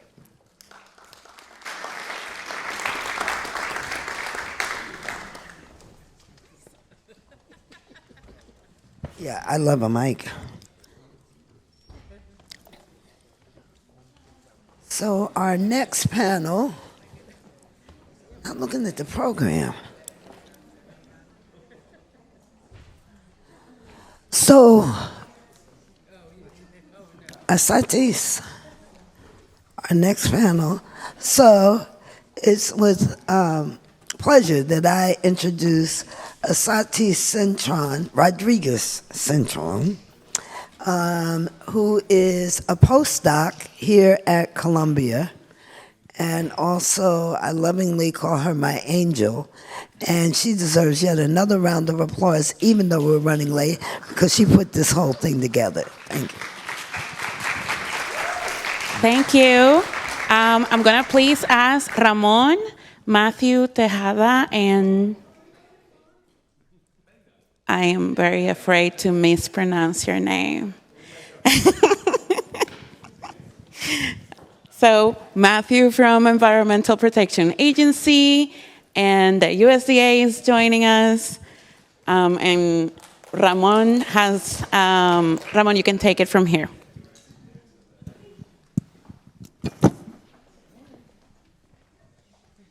All right. Well, thanks a lot. Is this, yep. All right. Well, thanks a lot. Hello. Many great faces here. Good afternoon. Thanks to HBCU Green Fund and Donors of Colors Network and Columbia University for Tuisatis, and everyone who was involved in putting this great program together. So please give a round of applause to that. You know, it's great to be here. I'm Ramon Cruz. I right now visiting professor at Princeton University, but very recently I was president of the Sierra Club, and so if you see me like now looking much more relaxed, and you know, it's because there were a few tough couple of years, 3 years in that position. But you know, it's quite amazing, you know, to be right now in this space, such a space, you know, a place of privilege. You know, talking about these topics, you know, I think, you know, who would have thought, you know, 15, 20 years ago, perhaps even less, now 10 years ago, having donors of color, places like this one, government agencies talking about these issues, you know. So yeah, let's give everyone here a round of applause for that, you know. Even, you know, the fact that I was got to be president of the Sierra Club, being a native of Puerto Rico, having a black father, white mother, you know, that was you know, of course, great. An immense privilege and honor, but also, you know, thanks to many of the leaders that are here that were, you know, able to open those doors for people like me, people like us, to be able to be in these agencies and in these organizations and these in these kind of places. So, you know, to all of you, thanks so much, because you definitely opened the doors for many of us to be able to develop careers in places that were never thought of for my parents or people like them. So thanks so much. So we're going to have now you know, a panel with government agencies. It's again, I think. You know, it shows that we have gone a long ways, and also it shows the challenges that we have ahead, and that and there's so much that we need to build up on. So so you know, and certainly I think it's very important to celebrate, you know, these achievements that we have, and at the same time, you know, be very conscious that the work ahead is not easy. As an advocate, you know, I have been mostly in the advocacy world. You know, it's great to be able to celebrate the achievement, something, an initiative like Justice40, all the incentives that are coming with the Inflation Reduction Act, and at the same time, all the things that reveals that we need to work on. You know, I definitely, you know, as an advocate that have been working to hold the government accountable, you know, and to, I think it's much better to be able to fight this, you know, many of the poison pills, if you will, that are still in pieces of legislation than like the Inflation Reduction Act. Much better to do it with all the incentives that are there as well, and all that backing to communities. But certainly, you know, it's not nearly perfect, and we have to continue to go forward. But it's very important to, you know, it's great for people that have always been used to coming to showing up with sticks, you know, to have finally bag of carrots. It's also a great mix. So for that, you know, again, recognizing that, and it's celebrating where we are, but not nearly complacent of where we should be. So I'll stop there because this panel is not about my thoughts, but more about your thoughts. And so here we have Venga, Agilore. Okay, good. Thanks so much for being here. And yeah, you are. Hold on, sorry. That I thought I was going to be in that podium speaking. So now you see that preparing in this is not. I mean, talking to with these small machines is not as smooth. But yeah, you're an economist and a senior advisor in the Office of the Undersecretary for Rural Development at the U.S. Department of Agriculture. And yeah, in the past, you were also a senior economist at the Center for American Progress. And so we'll be hearing from you as well as from Matthew Tejeda, who, let me get the right title. Don't do it. No, don't. It's just because it doesn't mean anything to anybody, including me. I'm the senior career official over the EJ program at EPA, so I'm not a political appointee, but I'm the career person that runs the EJ program. I've been doing that for a little over 10 years. Exactly. So you have been 13 years? 10 years. A little over 10 years, yeah. Little over 10 years at the EPA. But okay, at some point I'll say your fancy title as well. All right. Well, if you allow me to say very quickly, especially for everybody online, you are right now, and the EPA was reorganized, or at least in this aspect was reorganized, and we welcome that, of course, and we have to celebrate that because now there's a structure in place that with a great career. People there, and we have to thank you because many of you and your colleagues, carrying forward work that is very important and that we know that not always is appreciated by the leaders that were elected to guide those programs. So for that and everything that you have. Taken on. Thanks so much. Deputy Assistant Administrator Tejeda. So with that, let's start with a conversation.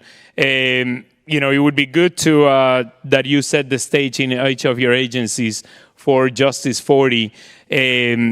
What are the goals that your agencies have set up, and if you can expand a little bit on the measurable,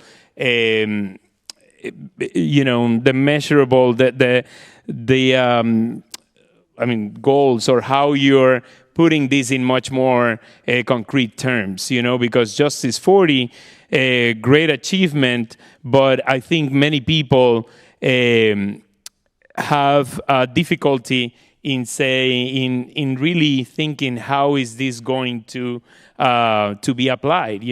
What is really investing 40% of which revenues in justice communities? So if you can expand on that, please. Well, thank you, Ramon. So a couple things about how we're looking at Justice40 at EPA. And I'll speak a little bit about what we're doing on it, but also unpack a little bit about kind of how Justice40 actually works. So we have made the very clear commitment, Administrator Regan has made the very clear commitment that we're not just going to meet but exceed 40% of the benefits of the Justice40 programs at EPA going to those disadvantaged communities. We're going to exceed that, and we're going to exceed that just at EPA for our programs. He has been very clear and very strident about that since Justice40 was first announced, that we're going to lead from the very front on this initiative. And I can say just from my place in EPA, again, having been there for a while through a few administrations, I think Justice40 is the single most significant, influential justice policy in the history of American government.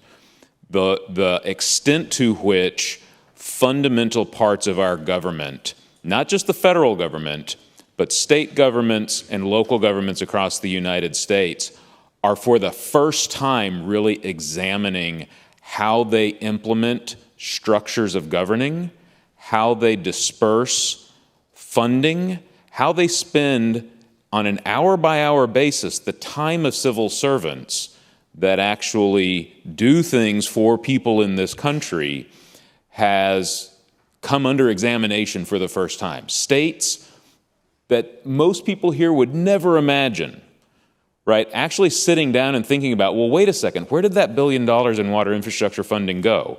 And why does that other part of the state keep hollering that they have issues? Oh, it's because they didn't get any of that money. Why didn't they get any of that money? Oh, it's because the equation we used to distribute that money was designed 30 years ago. Why don't we change that equation? And states have done that, right? States are actually sending money in different places, and those places that used to get the money are hollering about it now, but money's going in different directions. A lot of that has been achieved just by the fact that Justice40 is a thing, right? 40%, it was clear. It caused people to think for the first time, who is actually benefiting from this?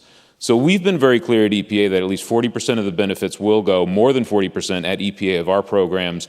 We have over 70 programs at EPA are part of Justice40. You can find that list on our website. It actually needs to be updated. We have not updated it with the Inflation Reduction Act programs yet. We're going to do that. We're actually working through that right now. Pretty much all of the Inflation Reduction Act programs are going to be listed on there, so it should be around 85 or 90 by the time we update it. One of the things that we are starting with at EPA is actually tracking the money. That was something for the first couple of years of the Justice40 Initiative after the president announced it. There was a lot of differing of opinion of whether or not we should track the actual money as a benefit. Those, I know, right? It was a debate. There's a lot of people still telling us no, don't track the money. And those of us that have worked on EJ for a long time are like, are you kidding me? Like, that's the most important benefit. And those of us that have really been working in government for a while would also say, it's also the only thing we have any chance of tracking right now. And that's the bigger part of Justice40. When Justice40 first came out, I think a lot of us looked at it as like, that's great. We're going to use a screening tool. Awesome. Right? We're finally going to take these screening tools that have been out there for a little while, and we're going to put it smack dab in the middle of decision making. Great. A lot of controversy about the climate economic justice screening tool. We could talk, till Monday about the controversy around that. But we're using data for the first time to actually make decision making about equity and justice. That's huge, right? We set a clear goal, 40%. We said all of these programs, those are all going to be in there. Those of us, though, that were in government were like, but the benefits piece, that's going to be really tough. And if you know about environmental justice, you got to think really hard about the fact that it's relying on data. Does anybody in this room think the data in the United States has ever been equitable or just? No. We don't have the data yet.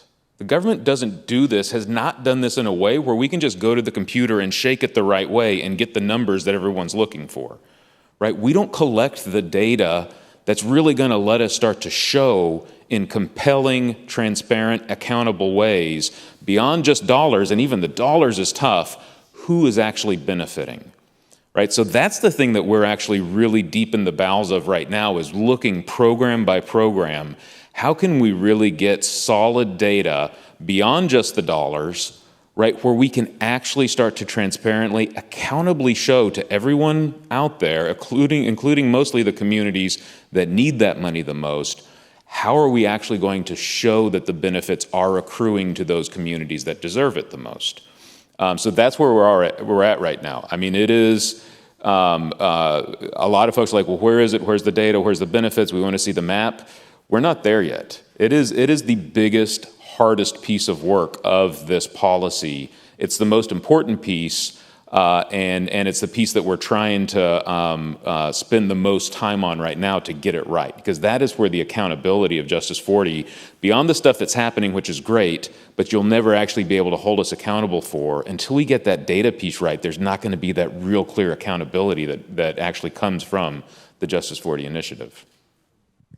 See, that's why I want Matt to go first. So what I want to talk about first is USDA. You know, people think they know what USDA is, the Department of Agriculture, but it's a really huge institution. Like, literally, we do everything at USDA. So if you think about, like, forestry, we have a Forest Service. We have animal plant health inspection service. So if you remember a couple years ago that show Tiger King, that's USDA. Food safety, you go to the supermarket, grade A beef, that's us. And then, you know, also agriculture. And so it is so huge what we do, and we touch so many things. We basically touch everything. And so because of that, it's difficult to kind of pin down how Justice 40 will come in, because we have, you know, over 70 programs across all these different ones. But what I want to do is, before going into this, I want to take a step back, because there's a couple of things that was mentioned in the last panel, some phrases that really stuck with me. So we heard the term like structured solutions and systems change. We heard disinvestment. That is at the crux of this, because, you know, well, actually I won't talk about shutdown, we'll skip that. But government funds a lot of things, right? And so we get a lot of money in, and you bring a lot of money in, and as, you know, Matt was saying, is that you send money to the states, and it's like, oh, we have wastewater issues, we'll send money there, and you just leave it at that. But how money gets distributed, that is so important. And so and we talked about disinvestment. We talked about disinvestment in terms of philanthropy, but government has disinvested a lot. There's, you know, USDA has been one of, you know, the worst actors. And again, we'll be here till Monday to talk about all the issues. So we have to think about, you know, ask the question is, where was the disinvestment?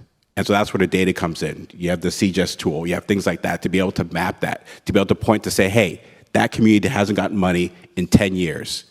And so you have to think about, well, why is that? You can't just say, okay, well, let's just cut a check and send money there. You have to understand why. That's where the systems change, structural solutions come in.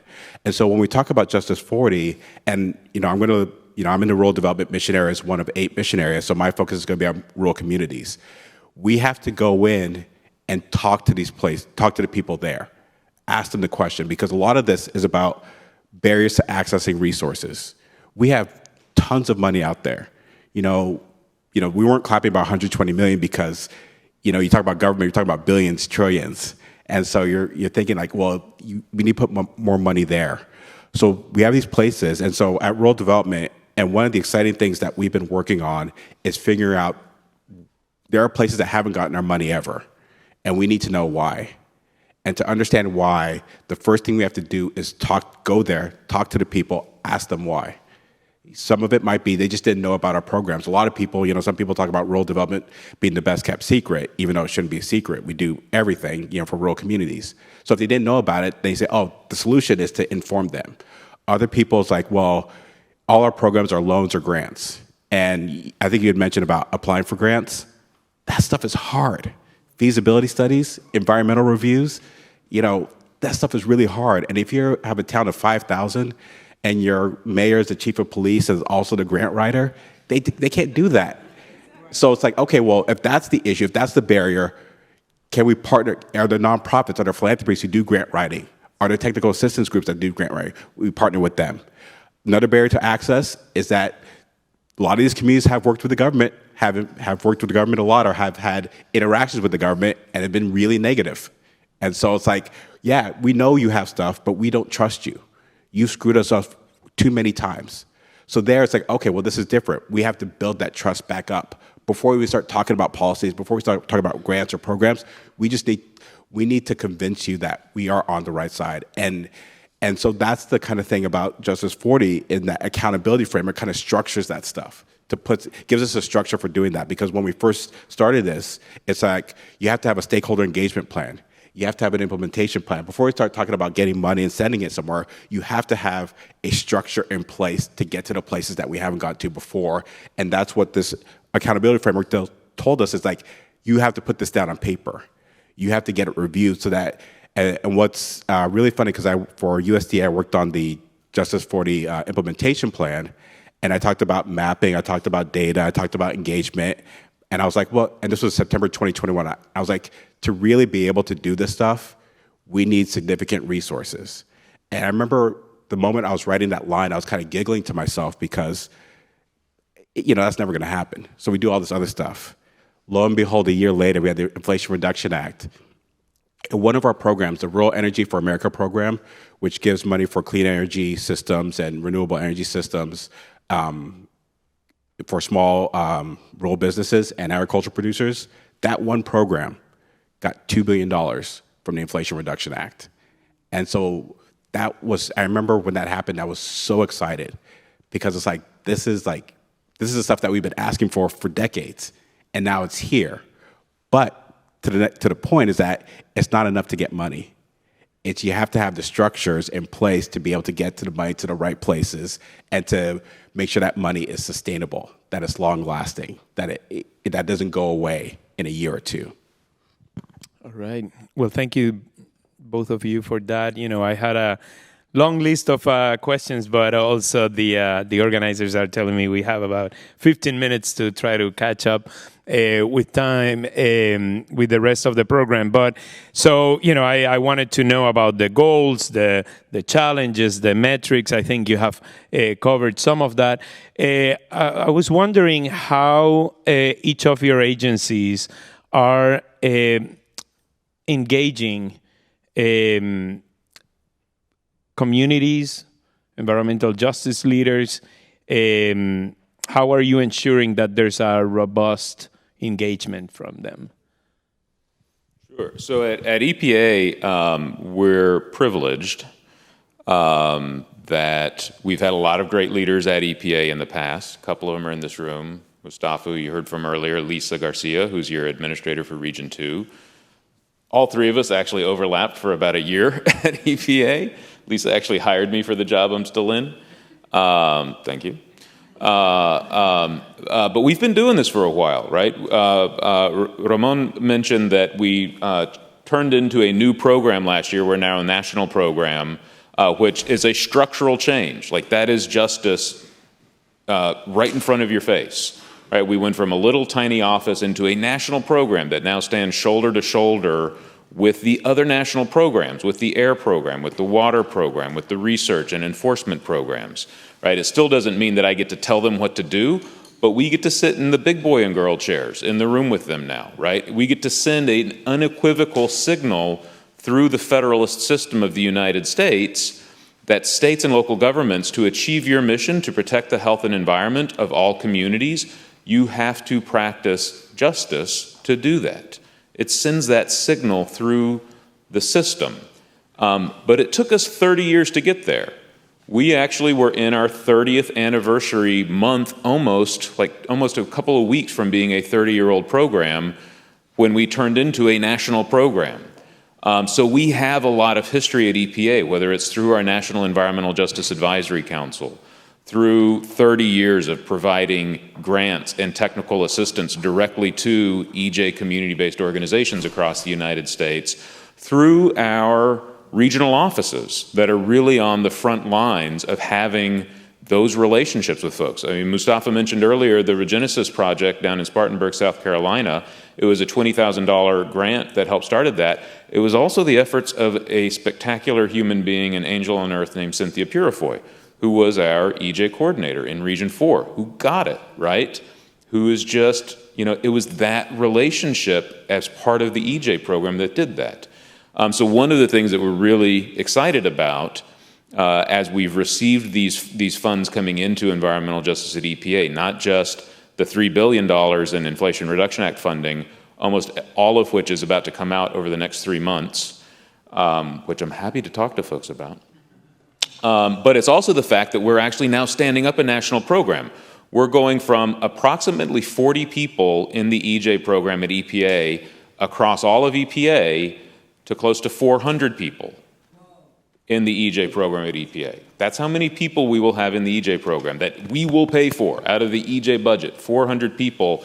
The vast majority of them are in the regional offices because of the fact that that's where the relationships exist, right? That's where folks need to be to have that on-the-ground, trust-building, long-term committed relationship with community leaders and with the other folks that have to work with communities, with states, with tribes, with local governments, with those private sector institutions, those businesses, right? With philanthropy, with academia, with the big greens.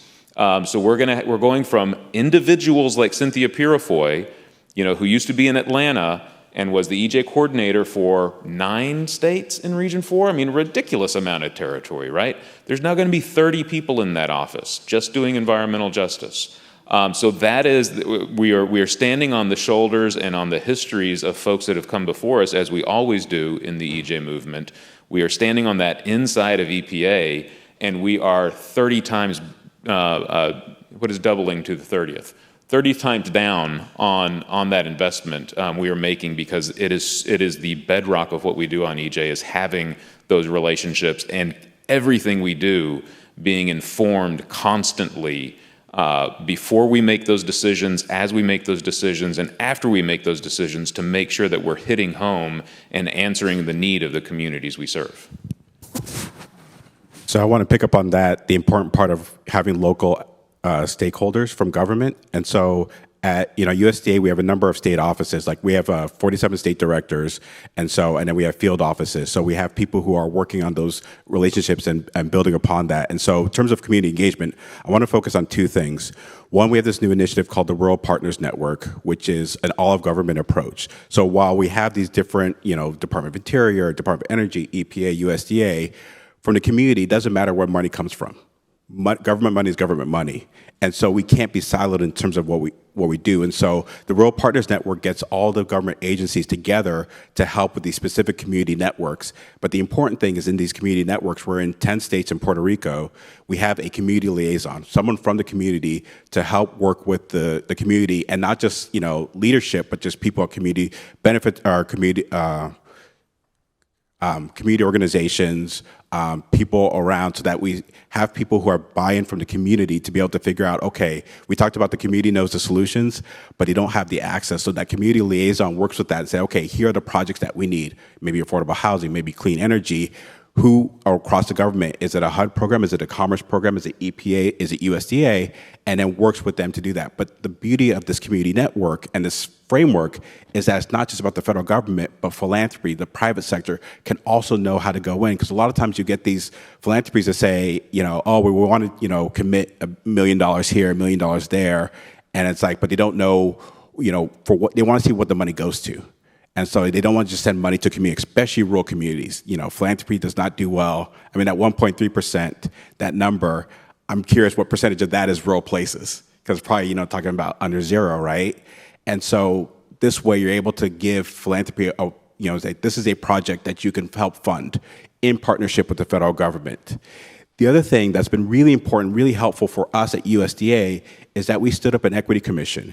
It's a 15-member body to kind of go through the history of USDA and look at, equity issues, look at, structural racism, systemic inequality that we have, and then come up with, not just general recommendations, but actual actionable recommendations, things that we can do and, to implement. But part of that process has been going out to the, the community and having them come in, having people participate, having people send questions and things like that. And especially, there's a lot of issues in rural communities with climate justice. And so, a lot of, and then maybe some of you have actually, contributed to that, to be able to comment on that so that we can take that in, come up with actionable recommendations, and then the accountability part comes in. Because these meetings are public, because the report that's going to come out of it is public, you could be able to look at it and say, okay, in 2 years, they said you need to take care of this. Have you done that? And if not, why not? And we need someone else to come in and do that. So want to focus on the Rural Partners Network, and you can go on website, www.rural.gov, and then the Equity Commission also at USDA's website, where you can learn about the public meetings and participate in that. Thanks so much. USDA's Equity Commission. So if you just Google USDA Equity Commission, there'll be the page, and I'll have all like the previous meetings and then some of the reports that have already been done. Thank you. And we only have a couple of minutes, but I was wondering, sometimes you see a lot of skepticism, in the communities, in the advocacy world, about the work, of agencies, and often criticize it. I hope you don't take it personal, but as part of the process. And but something as an advocate that I see very important is to push for language, for strategies, for providing the peaceful weapons that you can use internally, to do the right thing. So, that we see as allies, but of course, the federal government agencies are so big, you have people that want to push for change, others that take much longer. So I was wondering, if you have an audience here of advocates, of donors, if you have any advice on how we can help you make your work more effective. If you have a captive audience here, just very quickly on how can we help you, how can we help Justice40 go forward? So I've got a couple clear things. So one, to the philanthropy in the room, we're about to move billions of dollars into justice all at once. It's all going to happen really, really quick. You all know what we can't pay for. Please pay for the things that we're not able to pay for, right? We're about to give out hundreds of millions of dollars in small grants. We're going to make more small grants to more communities in the next 3 years than we have in the previous 30. All right, we just spent $200 million on providing technical assistance, like basic technical assistance, grant writing training, organizing, laying out an annual budget, incorporating a 501c3. We're providing hundreds of millions of dollars in technical assistance to provide those things that communities have been asking for decades. I can't pay that young lady's salary she was talking about. Y'all can. Philanthropy can. It's not hard, right? It is the opportunity for philanthropy right now to live up to really making change happen. You don't have to overthink it. It is right in front of you. Pay for the things that we can't pay for. Invest in the infrastructure of doing justice. We are building the infrastructure of doing justice for the first time in this country in a serious way right now. We are moving billions of dollars into it. Invest with what we are investing in and make that infrastructure solid and help us build it out across the United States. The other thing I would say, with everything we are doing in the federal government right now, all of these big policies, all of these changes, these structural and systemic changes, if we do not change the complexion of the United States government, none of it will last. We are hiring thousands of people. None of us in our lifetime have had this opportunity to actually bring people into the government. And that's a scary thing. But if people from our communities don't take this opportunity to join the government and be that next generation of leaders, it will all be ephemeral. If we are not the ones making the decisions 20 years from now, we're only going to have a 20-year impact. It will go away.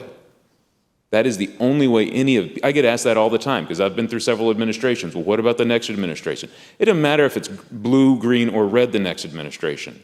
If our folks are not the ones who are ready to take power inside of government and make that last, it will all go away. It doesn't matter who's in here next. Thank you. Bingo. That's a really important point. I was thinking about two things. One, you said that, we're critical of you and don't take it personally. You have to be critical of us because we get it wrong a lot. And we need to be told that how we got it wrong. But to that end, when we get it right, lift that up. Storytelling, narratives. Like money's going out, I talked about the $2 billion for REAP. When the money goes out to these places and there's good stories and, our people are getting it, tell that story. Because one of the biggest problems is that we've been told for so long that government's the problem. And that, we can see where they are the problem, but we have to show that government's the solution. And we've gotten, trillions of dollars in the last 2.5 years, and we have to show when they are the solution so that way we can make this sustainable. One of the biggest things that we're working on right now is institutionalization. Because, as Matt said, it doesn't matter who the next administrations are, but the work that we're doing it has to keep going. Because we're not going to solve this, we're not going to sit there and say, okay, we got, $2 billion, climate change is done, we fixed it. It took a long time to get here. It's going to be a long time to solve it. And so we have to think about what we're doing and then tell the stories when we get it right, show that, tell those stories, and then say, okay, now we got it right, say in Mississippi. Actually, one thing I want to bring up, one of the things that we've done well is working together across the federal family. So in the bipartisan infrastructure law, there was the closing the wastewater access gap between EPA and USDA, where you go to 11 communities to fix their wastewater, places that have been having issues forever. And this is something that is, hopefully working. And if it does work, then we can use that as the next time. Say, oh, you see what USDA and EPA did? And that worked. So let's do that again, but now with DOI and EPA or energy and USDA. And so we need to tell the stories of where it works, show that it can work, and that we could do more of that. I just want to second that. That is so important, right? Like, we have got to show in every single state, in thousands of cities and small towns and tribes across the United States, that doing this work works, that it solves the toughest challenges our country faces, and we got to show everybody that it works, that this is a good use of taxpayer dollars, because even though we have these billions of dollars, right, it's not even a down payment. It's honest money, right? When you buy a house, down payment means you're in it, like you 20%. The money we got for EJ right now, for Justice Across it's that $1,000 check you write to show you're real. It's honest money. That's all we got right now is honest money amount. Right, we've got to show folks that this honest money, that we're for real. We're going to spend it, it's going to make change happen, and we got to tell that story. All right. Well, I know that we could be speaking until Monday here, but unfortunately we have to come to a close with this and continue with the great program we have. So thank you so much, Benga, Matthew. Please give a round of applause. It's very inspiring to have people in government service as committed as you are to do the right thing. So thank you so much. Right. All right, thank you so much. We heard from agencies, we heard from philanthropies, but we want to hear now from our communities. So we're going to do a little bit of remix in the program. We keep doing remix here. We love it. So this session will explore gaps, priorities, and opportunities for a just climate transition. It's going to be moderated by Felicia Davis. So please join the stage. And then we'll have our wonderful panelists, Makara Rumley, Nick Tilson, Maria Lopez Nunez, and Peggy Shepard. I think Peggy might be running a little bit late, but we're gonna welcome her a little bit later. So thank you so much.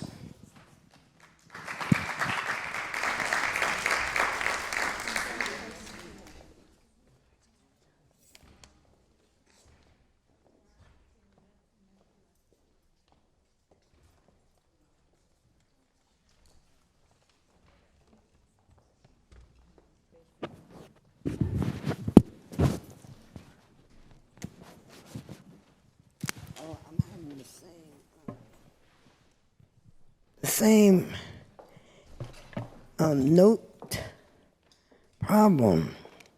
So, but we don't have a lot of time. So I do know Makar. And I have been, the HBCU Green Fund was selected in the first cohort for the Justice40 Accelerator, which was amazing because I was telling the world it should be Justice 4 and maybe we would get it, but I was selected anyway. So, Makara, I'm asking you to introduce yourself and share about the accelerator and particularly any success stories. And do you have your own mic? No. Take mine. Hello. So happy to be here. My name is Makara Rumley. I'm the founder and CEO of Hummingbird. We are a community engagement consulting firm. I'm also an environmental justice attorney by training and formerly worked at the EPA as senior advisor on community engagement. So it's a bit of a reunion for me getting to see some of my former colleagues in the room. So we have the benefit of doing environmental justice every single day, but from a for-profit approach. I decided that I wanted to change the way we do business, to change the structures, to change the institution, to change the standard operating procedure. Because if you don't do it in an equitable way, you're not going to get an equitable result. What you put in is what you're going to get out. And I had the opportunity to work with some nonprofit organizations, Partnership for Southern Equity, the Solutions Project, and Elevate, to say, hey, this executive order has come out, Justice40, it's what we've all been waiting for. But guess what? For those of you who used to watch The Roadrunner, I don't know if you ever saw the episode where the coyote caught the Roadrunner. When that happened, the coyote was this small, and the Roadrunner was as tall as this building. So we finally got what we have all been dreaming for, and we're like, whoa, we have to be prepared for this opportunity. So we worked together to create the Justice40 Accelerator, and the whole point was to make sure that community-based organizations were ready to apply for this federal funding, that they had the capacity, that they knew when opportunities were coming out, they knew what website to go to, who do you call, what do these proposals need to look like, what internal capacity do we need to have. And so the whole point was to prep folks to get ready for when the Roadrunner showed up. And we did that by giving $25,000 in unrestricted funding, providing one-on-one kind of a navigator role that Binga mentioned before that the USDA is doing. You want to do all these things. Who do you call? How do you access these opportunities?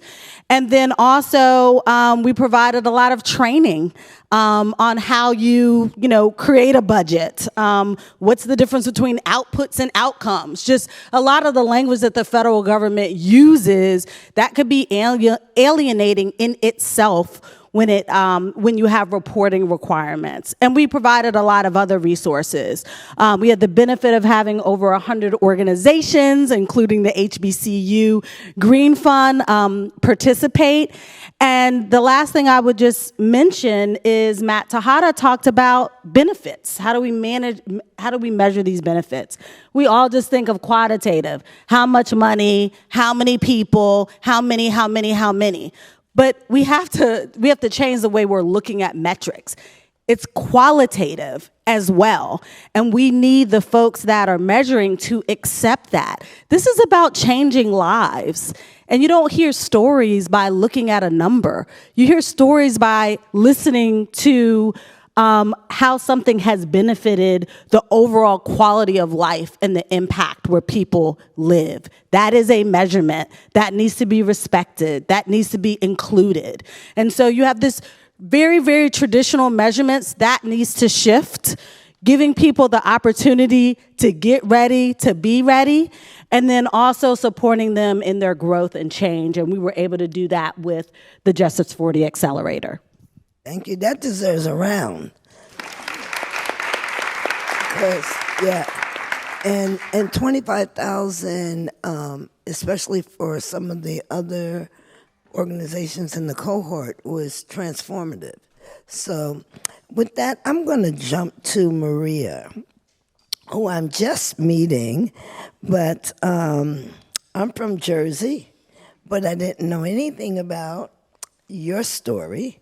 And so I really want you to share with the audience. I did hear about that historic environmental justice cumulative impact. We all know that. So I really, I'm interested in knowing the story behind the story, and if you would share a little bit more about the whole ICC history. Yes, thank you for having us here. And, you know, thank you to the panelists. So I'll start with the Ironbound, right? I'm Maria Lopez Nunez. I'm with the Ironbound Community Corporation in Newark, New Jersey.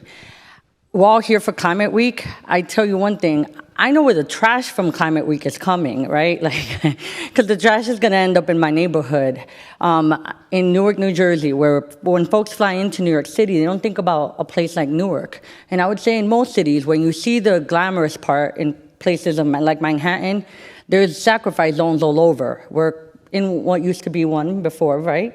Before it was gentrified.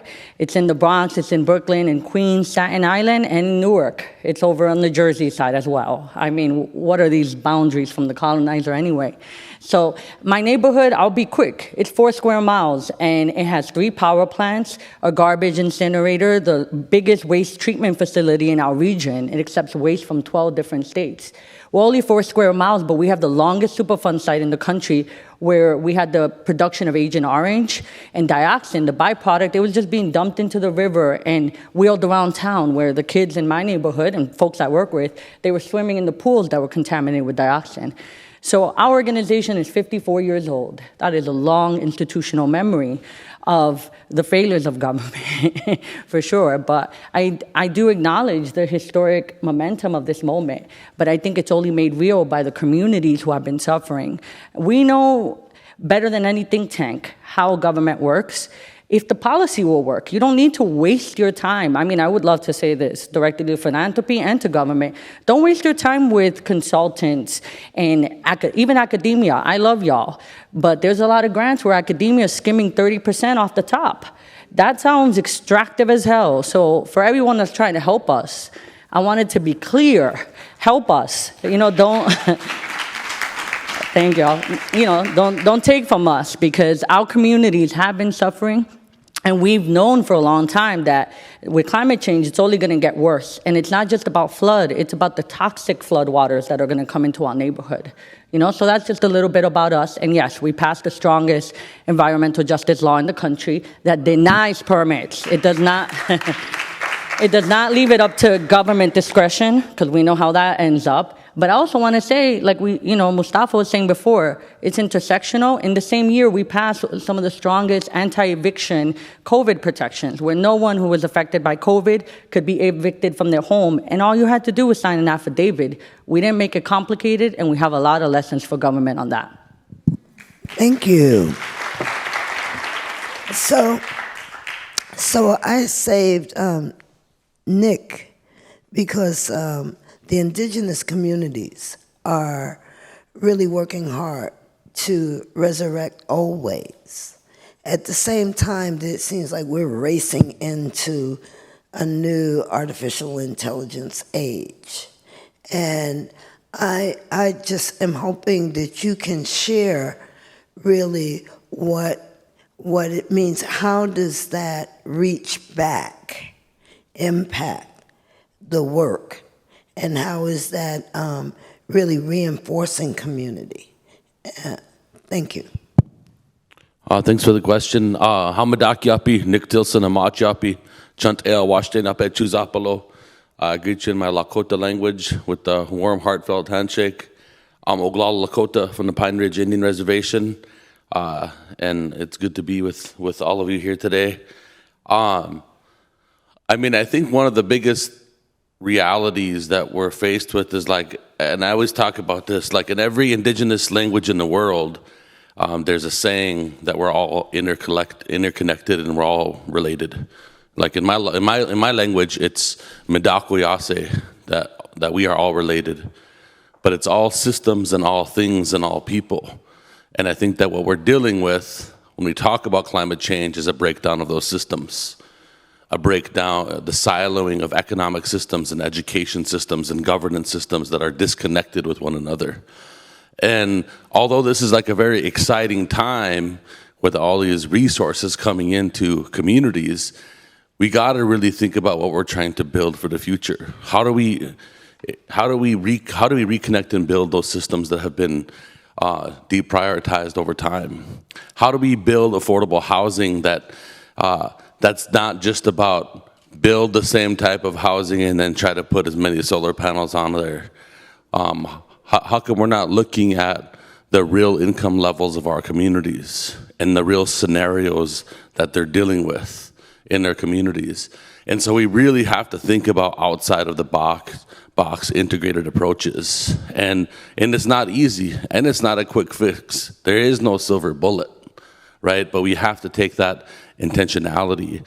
And I think that what I've seen in the work at Indian Collective is way before there was a Inflation Reduction Act and way before these things were all in place, the Indian Collective has been supporting over about 700 indigenous communities throughout North America. It's the biggest philanthropic fund managed by and for indigenous people in the history of philanthropy. And we only started 5 years ago because the history of philanthropy with indigenous communities has been extractive. Less than 0.5% of philanthropy in America goes to Native communities. So when we're sitting back in these situations and thinking about all of these new federal investments coming into our community, we're dealing with a situation where indigenous communities have already been invisibilized by the field of philanthropy, even though we have the federal government sitting up here saying, hey, we need philanthropy to show up. Well, the reality is we need philanthropy to show up differently than they have ever showed up before, and prioritizing impacted communities and not middle of the road organizations, but people who are on the ground, in the streets, on the land, taking those risks. And so Indian Collective has built that infrastructure. All of our grant making is 100% of our grant making is discretionary. We do not do non-discretionary funding, and we do it in the form of indigenous self-determination grants. And so, and what we've seen in that path is that you end up supporting people in their journey to innovation, as they're innovating, creating new ideas, rebuilding new ideas. In a 700 organization portfolio of about $50 million in grants, we've seen about 71% of those communities focusing on something related to climate. But we didn't specifically call Indian Self-Determination Grant Program a climate program, right? We called it with exactly what it was, which was investing into indigenous self-determination. We need philanthropy to really see what communities are creating from the ground up in that way.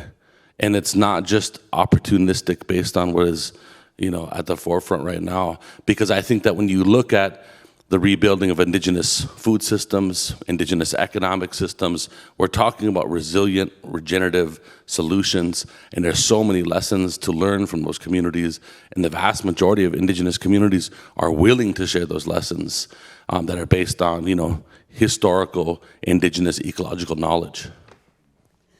It's powerful.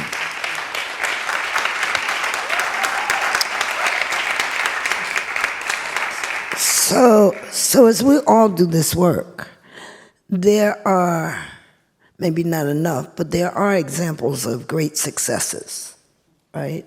Where it's just the outcome just far outdistances the expectation.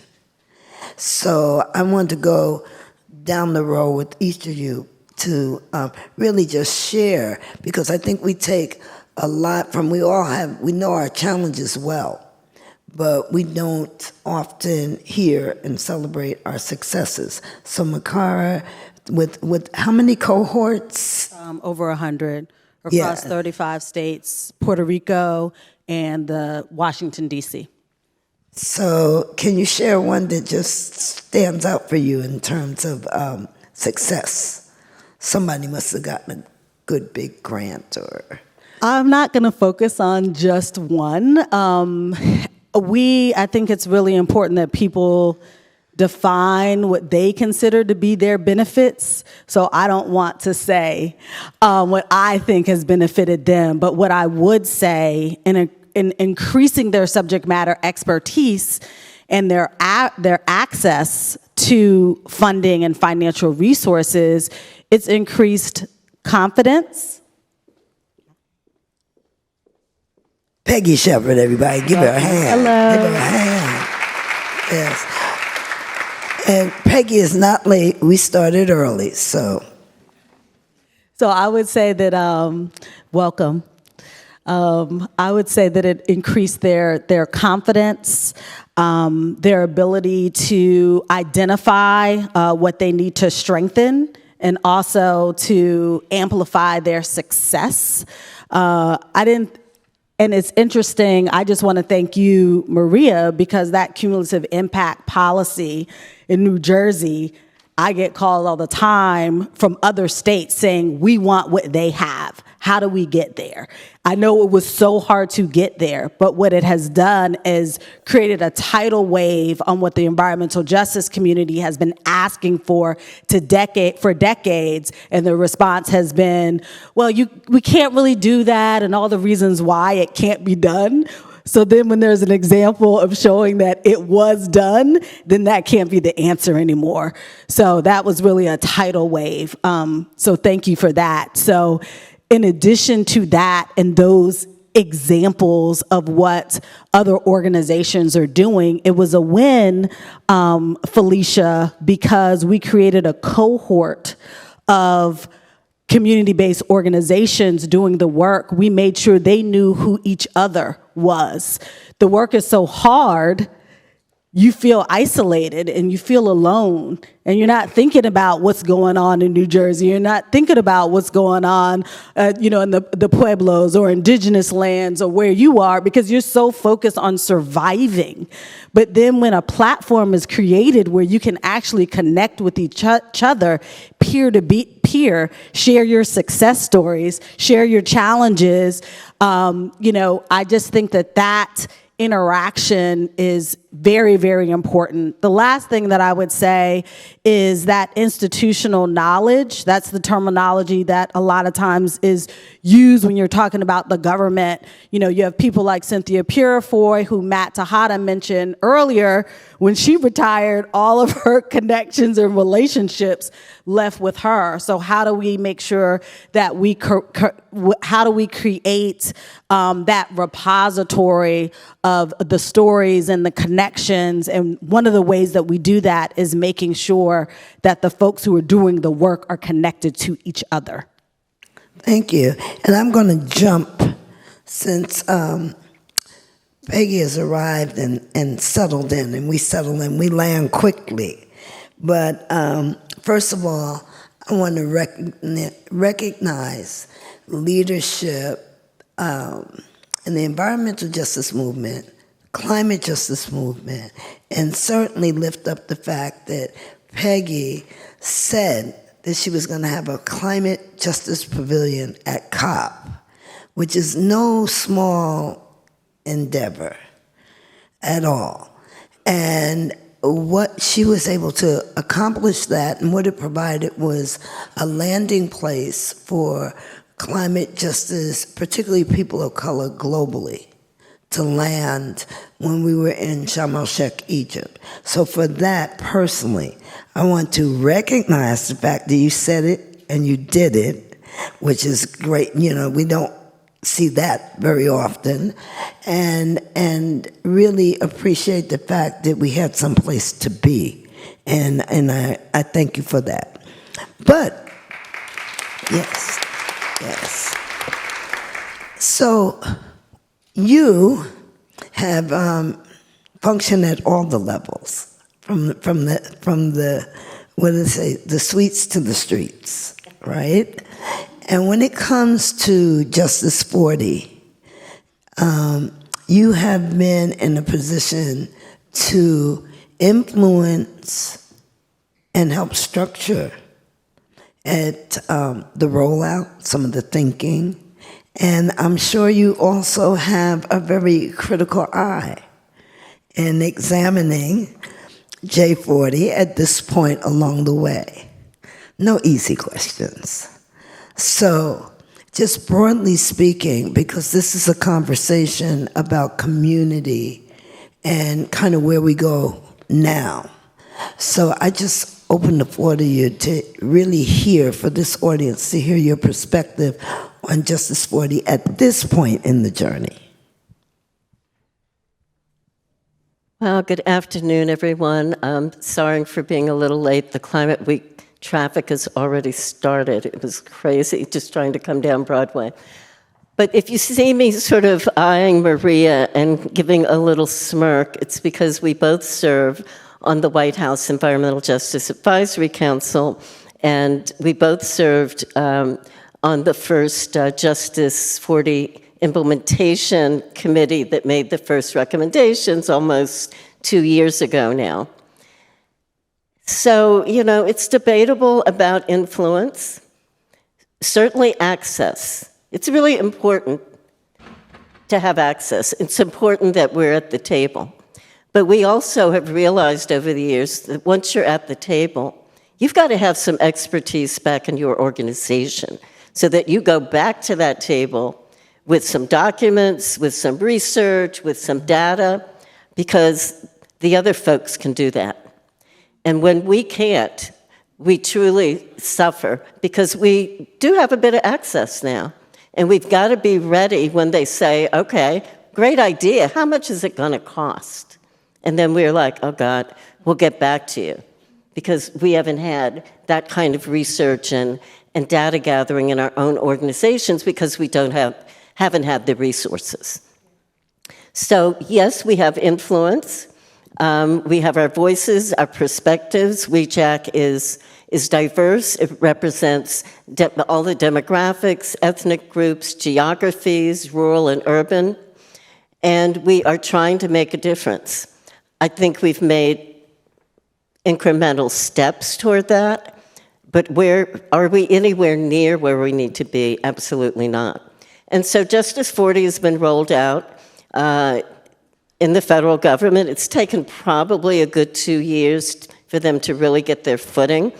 You know, when you talk about developing what could be transformational in this country, and you talk about it, you hire one or two staff to do it, and then you think those one or two people are going to change 20 to 25 federal agencies that have been doing their own thing for 1 million years, have no idea what climate or environmental justice is, and most of them aren't interested in knowing. Not all of them, but most, because, you know, people are used to doing things the same old way.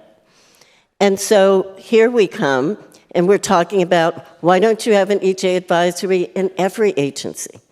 Then you wouldn't have to wonder. You wouldn't have to be calling people to review your documents, because you would have not only the staffing, but you would have your own advisory group to really vet and to help you out on how you're really going to implement. Because right now, what you're really asking me in terms of status is about implementation.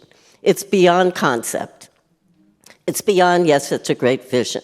So how is it going to roll out? So what we now see is an incredible amount of money, billions of dollars going out for clean energy projects, community development projects. And guess what? Nobody is prepared or has the capacity to address it. And guess what? Not even the federal agencies. I mean, EPA is stumbling to get money out the door. My organization has been awarded a Thriving Communities Technical Assistance Center. I think we got notice of the award in April. It was around Earth Day. And we got something just as I was in the cab coming here, saying that if we sign some other little paper, it looks like the contract will happen. That's from April to September. Everybody's like, well, the money's going out the door. When are you going to help us get started? You know, we're just about to sign the contract with the EPA after, what is this, 4 months or so? So, again, bureaucracy doesn't move quickly. It takes a lot of political savvy and I don't know, just what, personality and assertiveness and struggling the right people to make a difference with all of these agencies. I think Dr. Lon Newsom is doing a good job. but she's really trying to turn the 16-wheel truck. And so what has to happen now? Billions are going out from federal agencies. They're coming into your state, they're coming into your city, and, Jesus, I'm sorry.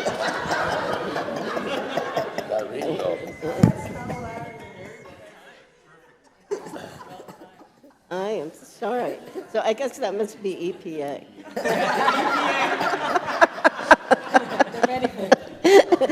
So they got the word already.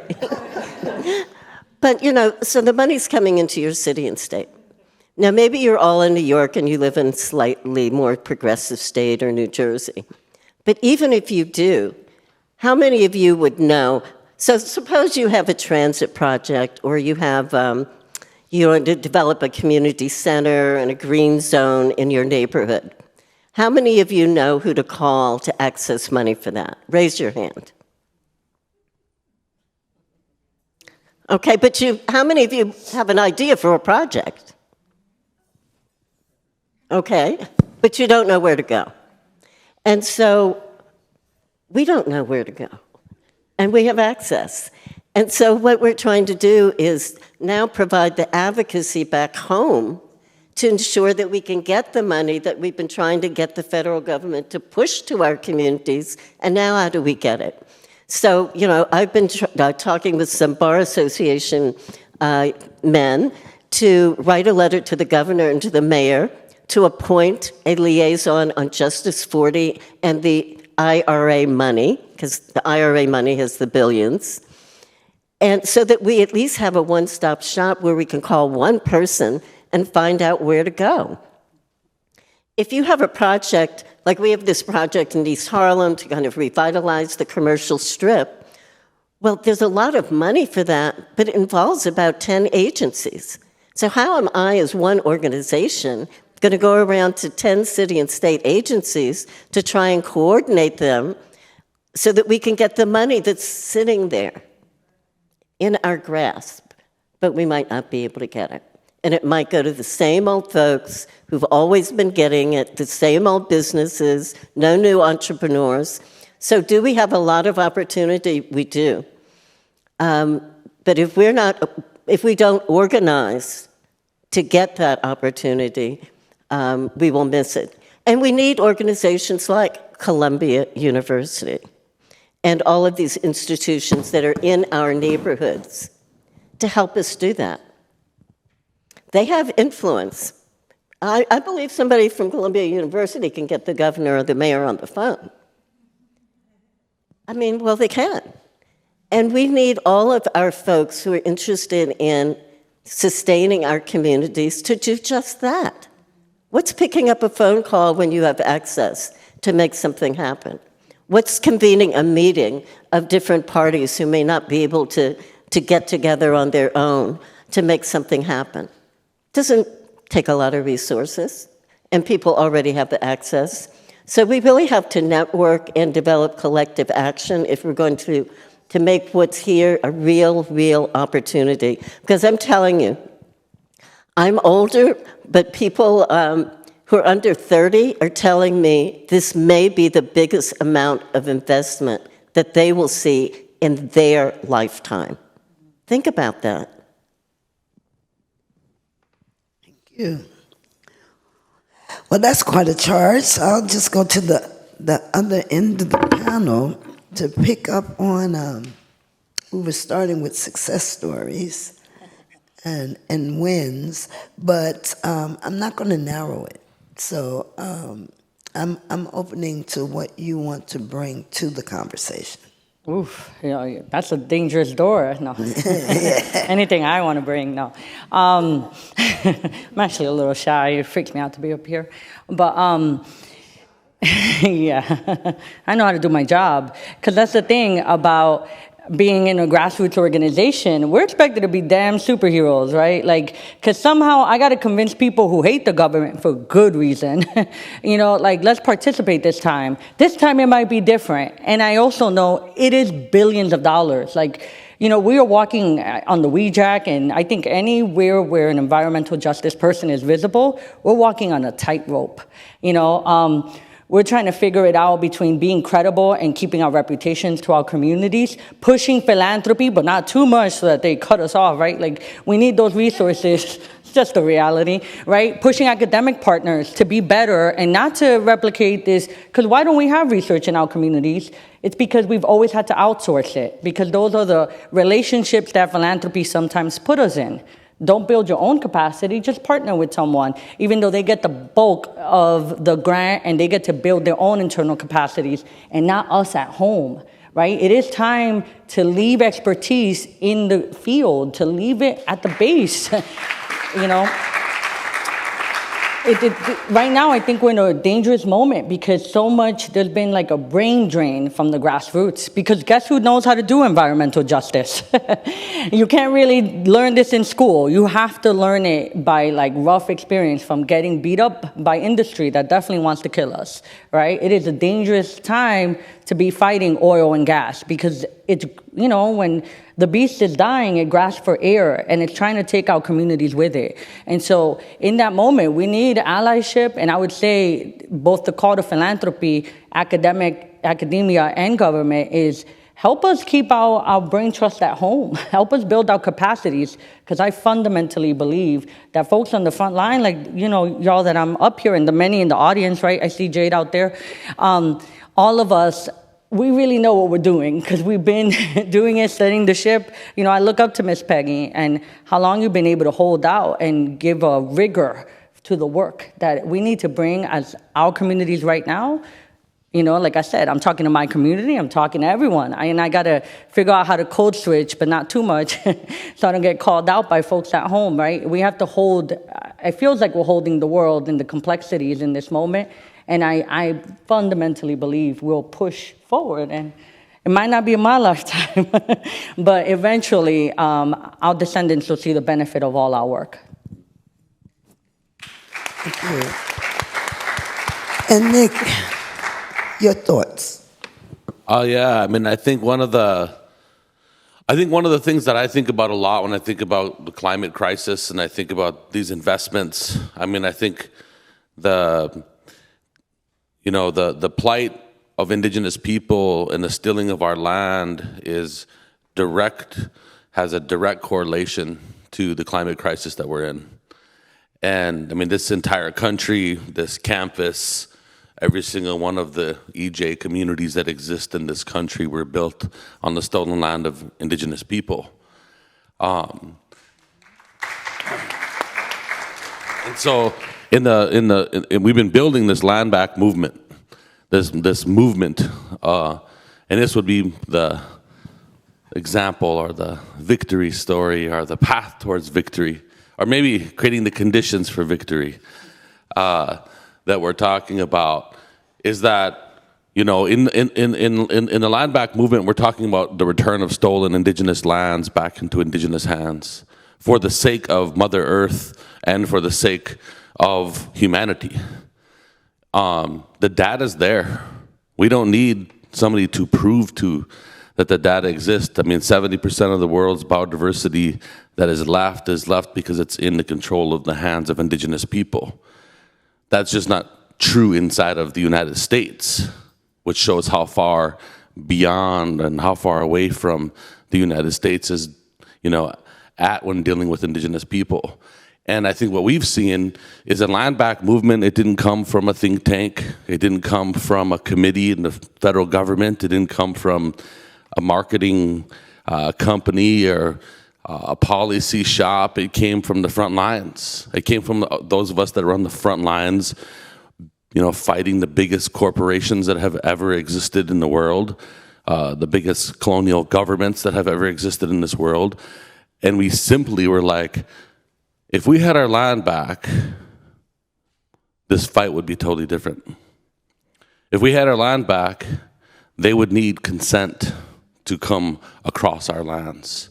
And as a result, there would be less pipelines, there would be less extractive industry, and climate change wouldn't be where it's at.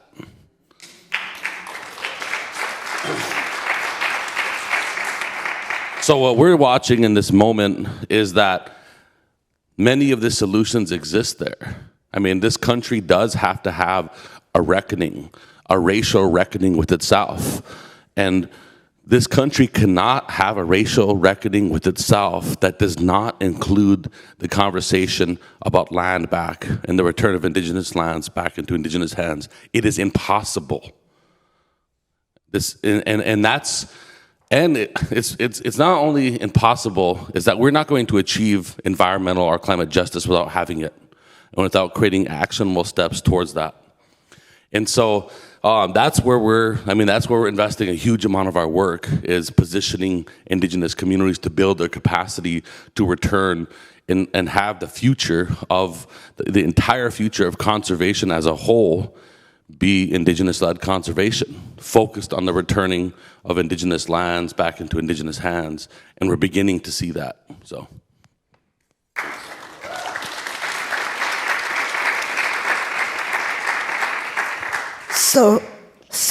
I want to end on a high note. However, I guess a nagging concern that I have is that we're witnessing the largest transfer of wealth, certainly in our lifetime.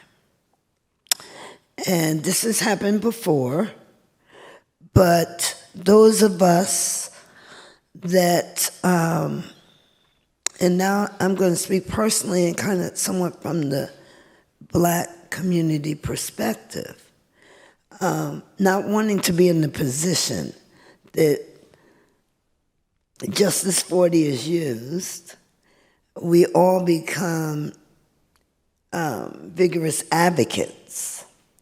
The transfer is going down, and we're having a conversation about our inability to draw down on any of it in the immediate sense, and even in the foreseeable, say, decade. At the same time that we're seeing this gray-haired transition, so there's certainly on the horizon a next gen rising. So that is the lay of the land as I see it, and a really deep concern. And given that, so notwithstanding all of our efforts to accelerate, how do we ensure that we don't end up further behind? Back at the start. So, and maybe I'm off, maybe I'm cynical, maybe I'm missing something, but I've just recently, my organization has gotten 2 commas for the first time. And so, well, y'all can applaud that. But I'm saying, just imagining 3 or 4, imagining what it takes. I'm thinking of Peggy, all of you scaling up to even help us scale more. And this money won't even solve that, right? And yet we can't get the money that we could pour in, and even if we burn it, I'm okay with that. Drop $1 billion on Peggy, and if it doesn't work out, I'm okay. But it's hard to think, and who in here can really conceptualize $1 billion?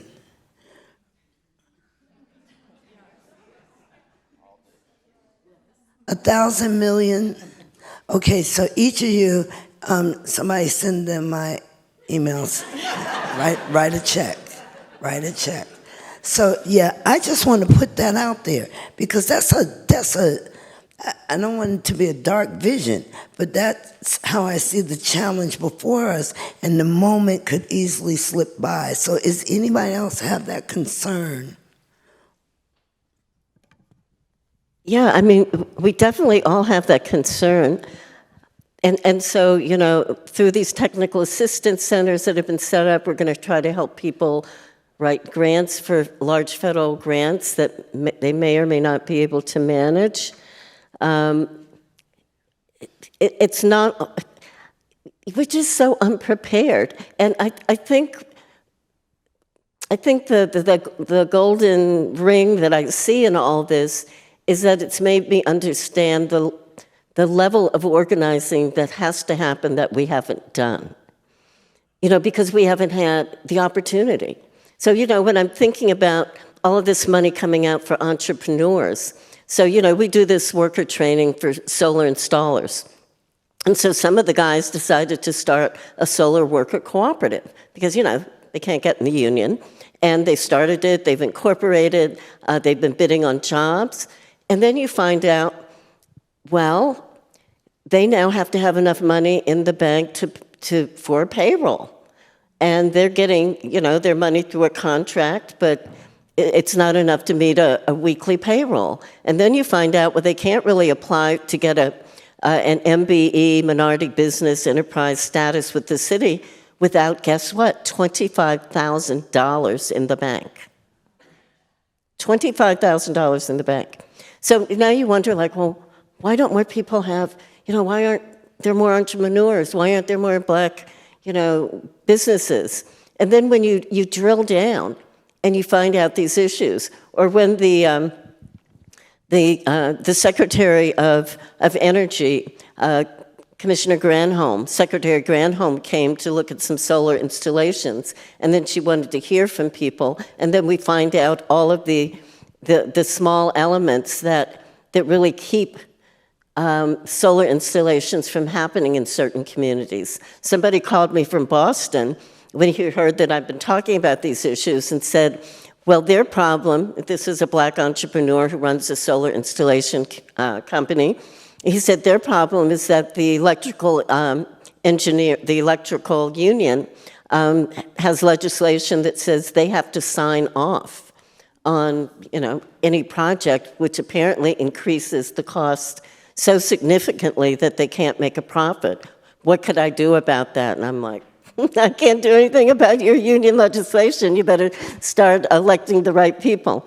But in other words, what I'm trying to say is that in all of these areas that we're concerned about and interested in, there's these subtle, obstacles. And they're real obstacles. It's just that we don't know until we drill down. And these are why people aren't doing what we think they should be doing, why it's so easy to access all of these opportunities. There isn't, but the problem is that we're not collectively convening to understand what's really going on with worker training. What's really going on? Are we just training thousands of people for no jobs? Why don't we all come together, the people doing worker training and people of color who are doing it, and really talk about what are the obstacles here, and then what do we need to overcome them and access this money. And we need to be doing that in every field. But we just aren't coming together in the way we need. And, the environmental justice movement, I've been talking to, a bunch of folks in the movement, and we're like, some people like, well, why hasn't the civil rights and social justice movements really helped, or why aren't they, in sync with us? And, I've really been talking to people about this since the 70s when the sort of environmental regulation and all the big green groups first started. And it just appears as though environmental law is so different. You need scientists, you need public health people, because so much of it is the science of environmental exposure on the land, on animals, and on people. And a lot of the civil rights groups, they have the expertise they need for voting rights and some of those issues, police brutality, but they don't have this scientific expertise. And I guess their thinking is it sustainable for us to try to do that? And so for a variety of reasons, we haven't had that support. And so we've been out here alone. And once you put the word environment there, it gives us a hard way to go. And because people don't realize, we're doing democracy work. We are getting people most affected to engage in decisions about this stuff. That's called democracy.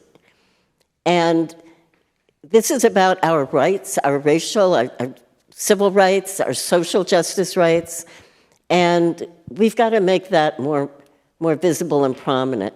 And I hope we can, we've got so many smart people, I hope we can all come together and maybe together figure that out and create the kind of think tank, the kind of repository of expertise that we need if we're really going to compete and if we're really going to take advantage of the opportunities that have been presented.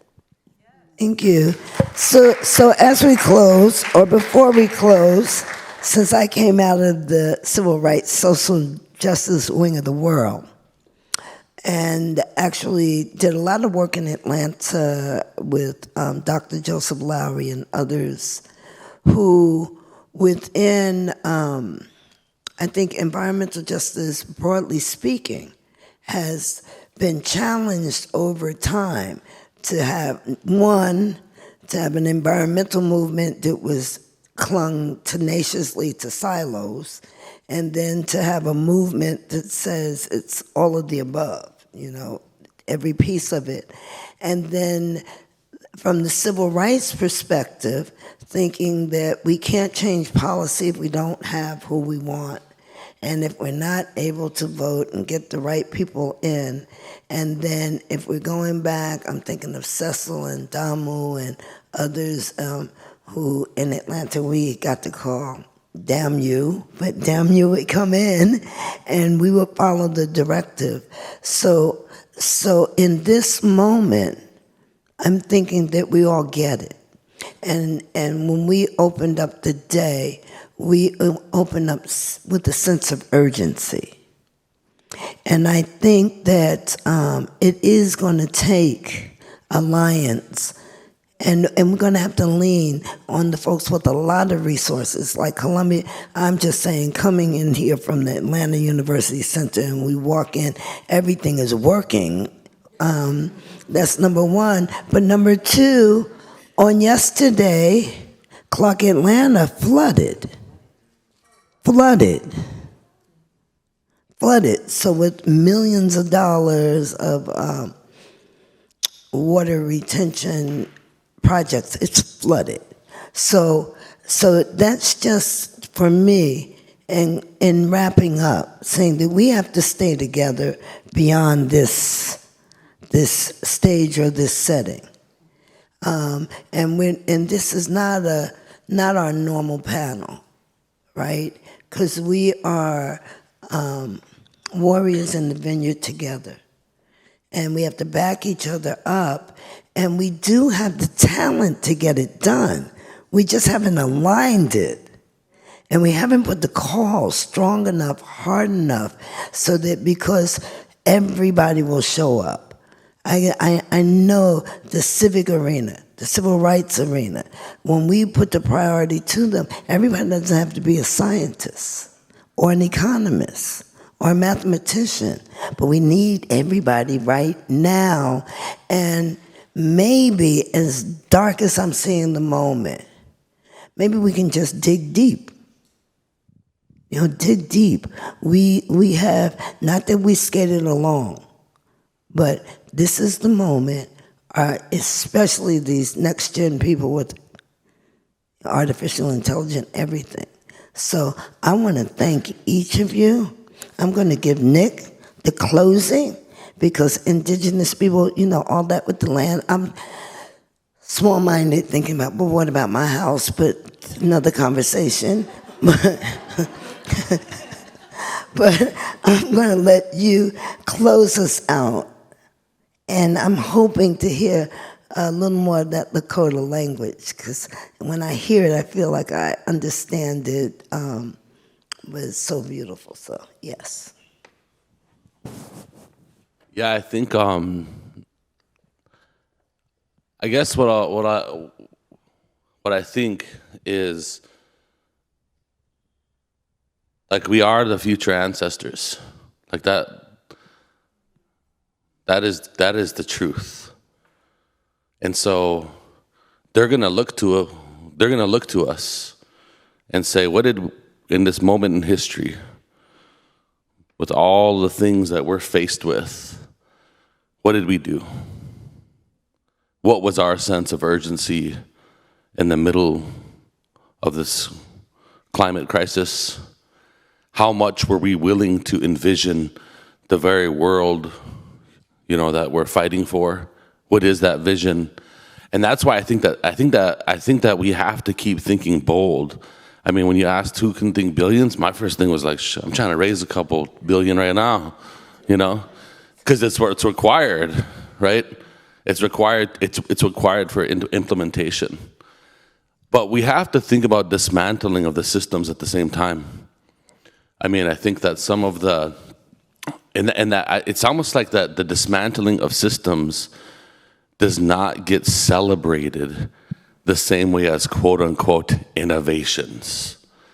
When at the same time, like tearing down the shit that has destroyed us is an innovation, if you ask me, right? And it's we're in the middle of a struggle. We have to acknowledge the struggle that we're in the middle of. We have to create what those bold visions are. I mean, I think that there's a lot of talk about democracy. There's a lot of talk of democracy's at stake. There's a lot of talk of what this form of American democracy, who has it served? It definitely has not served Mother Earth. It definitely has not served the environment. And so when we think about what a multiracial democracy looks like in the future, it's probably not the one that we're operating off of right now. And so, but is it possible? Hell yeah, it's possible. I mean, I think that one revolutionary once said, and I think it was Fidel Castro who said this, a revolution is not a bed of roses. It is a struggle between the past and the future. And if we think about that in the context of where we are in right now, aren't we in a revolution? And if we are, we should be acting like it.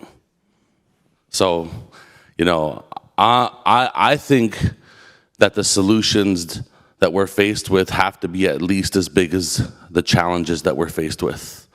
And I think that it's time for radical action, and it has to be from the ground up, not the top down. So I want to thank everybody.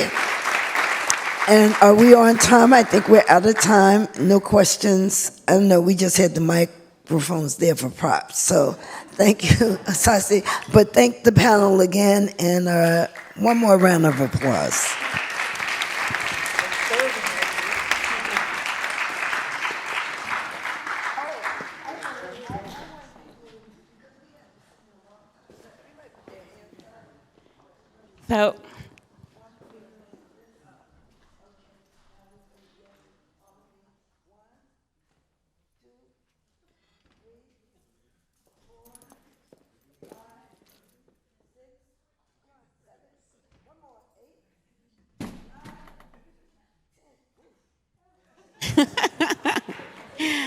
So we haven't finished. It says thank you in the screen, but it's because we're super grateful for our community panel. So one round of applause for them as well. We're going to talk now about what is the role, since we're here in Columbia, what is the role of higher ed in advancing climate justice?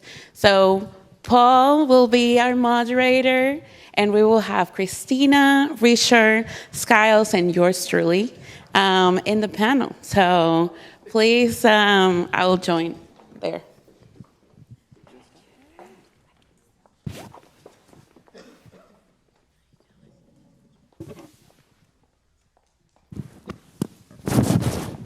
Afternoon, everybody.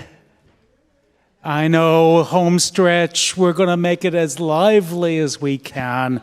Grateful to you for hanging in there.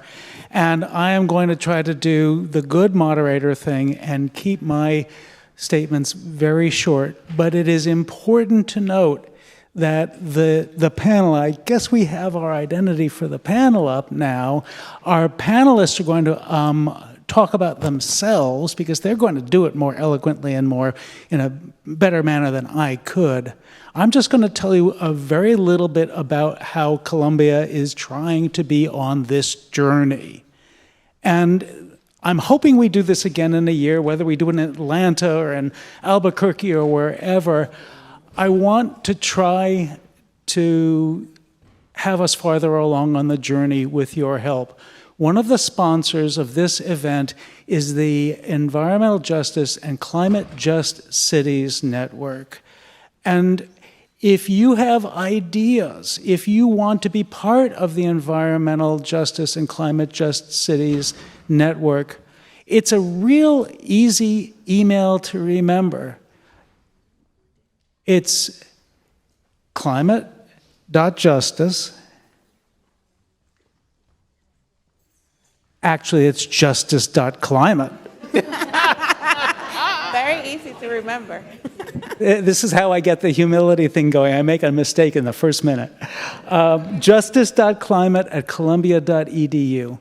If you go there, you sign up, you become part of this network, and gosh, I feel as if I'm a game show host or something like that. You also become eligible to be part of our initiative, which is funded by our provost, and those of you who know academia know that provosts are very important. I didn't know this until I came to Columbia.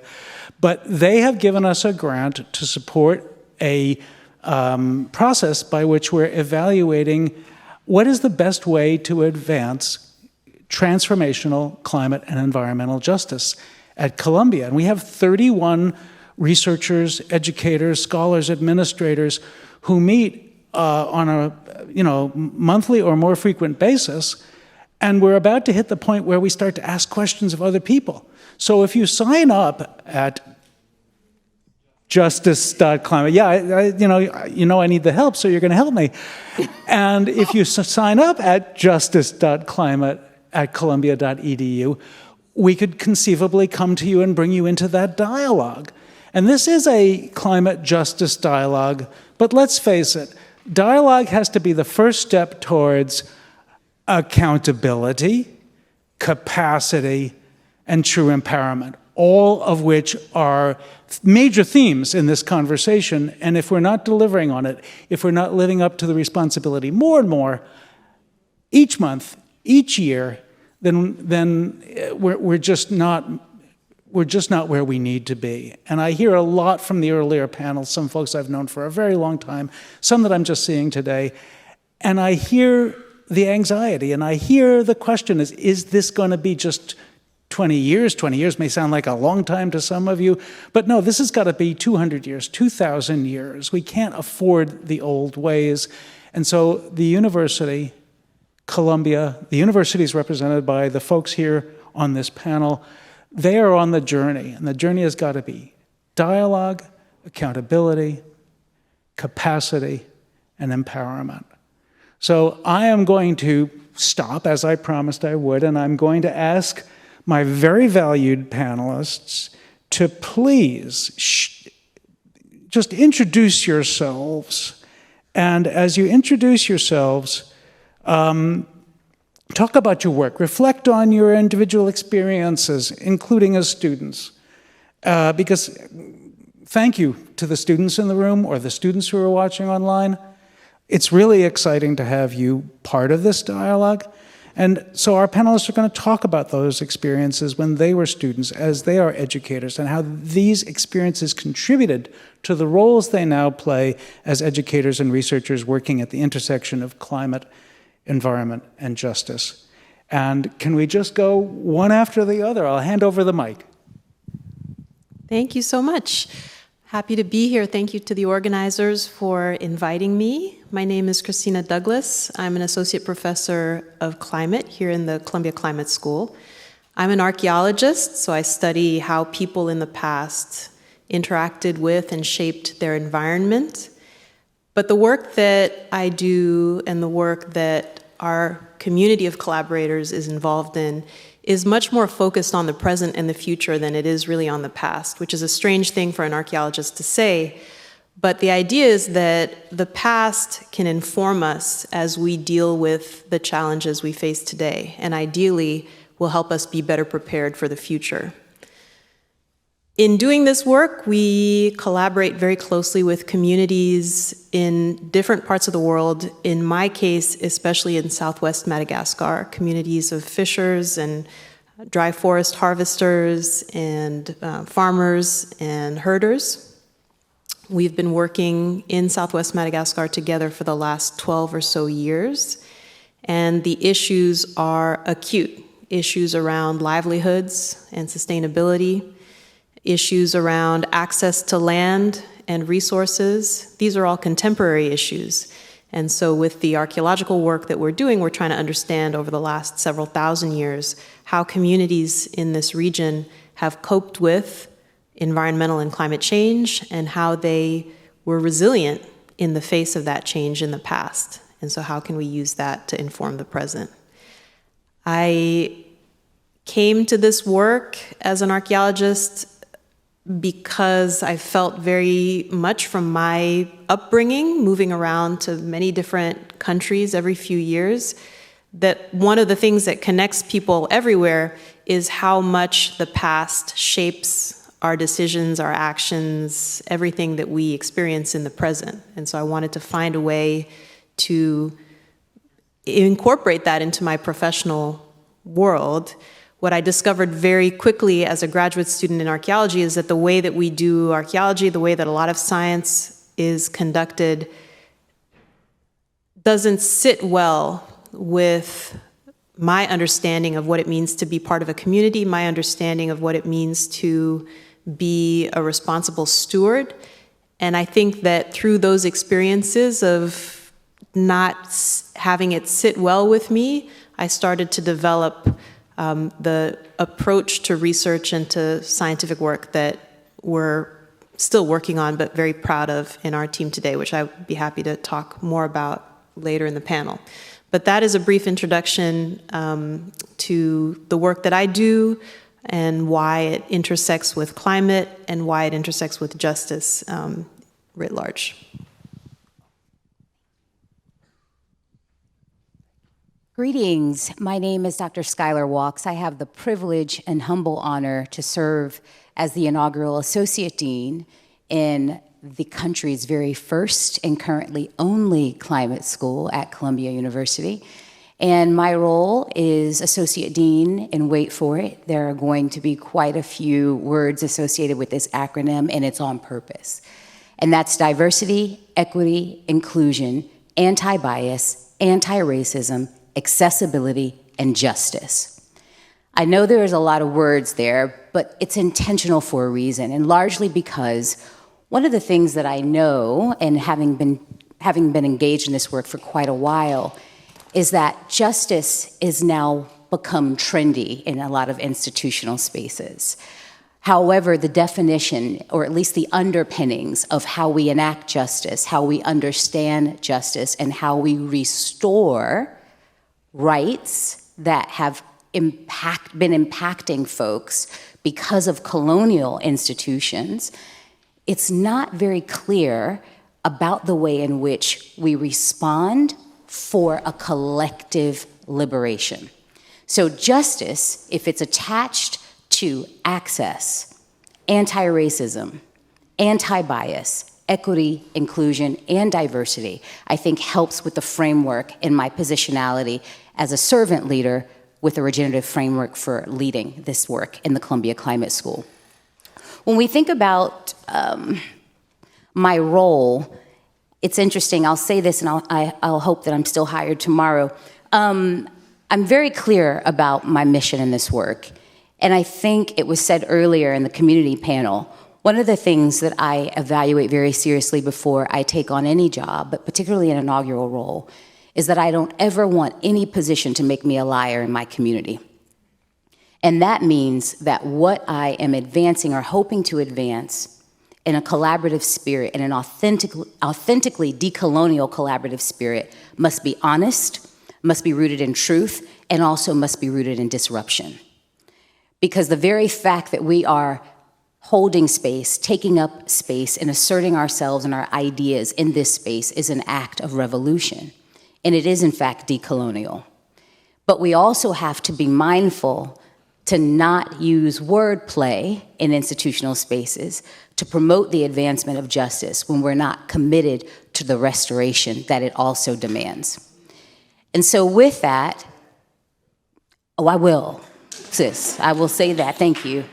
With that, it means we have to be humble enough to move away from the very trendy notion that we co-construct knowledge with others in community, but rather instead decenter ourselves in an effort to center those who've been historically underrepresented, underserved, and decentered for centuries, and humbly offer our resources to elevate the advancement that they very well know and are quite capable of articulating to advance an emancipatory agenda.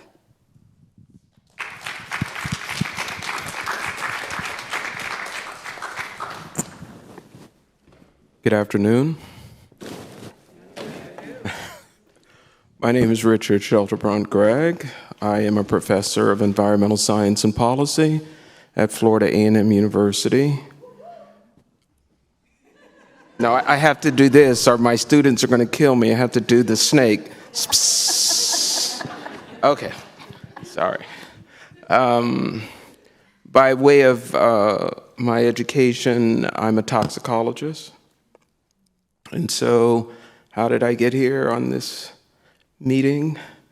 When I started working at Florida A&M University, my unit was staffing the Florida Commission on Environmental Equity and Justice, and I was put in the role of the research director for the commission. So we hosted meetings around the state of Florida with impacted communities, including all the way down in Belglade, Florida, in the muck. And that's where I learned that my training could assist communities and decision makers and students in understanding the impact of environmental pollution on health disparities and other cumulative impacts in minority and low wealth populations. So I've been at FAMU, I think I'm going on my 31st year. I did my graduate work at FAMU, and I teach several courses. I have the opportunity to teach a gen ed course where I teach students from across the campus. I teach a course in environmental justice, a course in environmental ethics, and then I teach a course in my discipline to undergraduate and graduate students in toxicology, occupational, environmental health. Of course, I supervise graduate students. But I would say that how I got here, I'm glad that you saw me stand up when Mustafa said, did we love our grandmother? Well, I stood up in the broader sense of my family. My parents, my mother's side of the family is from the Caribbean. My dad's side of the family is from Geesbend, Alabama. So I talk about them from the moon and back by way of New York. Because my dad worked at the Kennedy Space Center, and he was part of launching all of those missiles for the Apollo mission. This was after he retired from the military. And my mother was an entrepreneur. Making soap was one of her things. She had a company called Soaps and Scents Boutique. So I'm saying all that to say that what I've learned in my career and experience and what I teach my students, that everything is interconnected.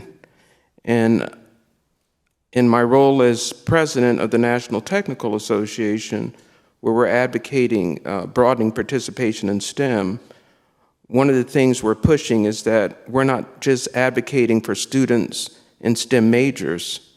We want all people to be literate in STEM, and we're inviting all disciplines to come into STEM because we need journalists to write the story. We need artists to inspire people. And we need everybody to come in and play a role. We need behavioral scientists, psychologists to understand and help us change our behavior. So this is what I'm about as I've evolved in my work as an environmental scientist.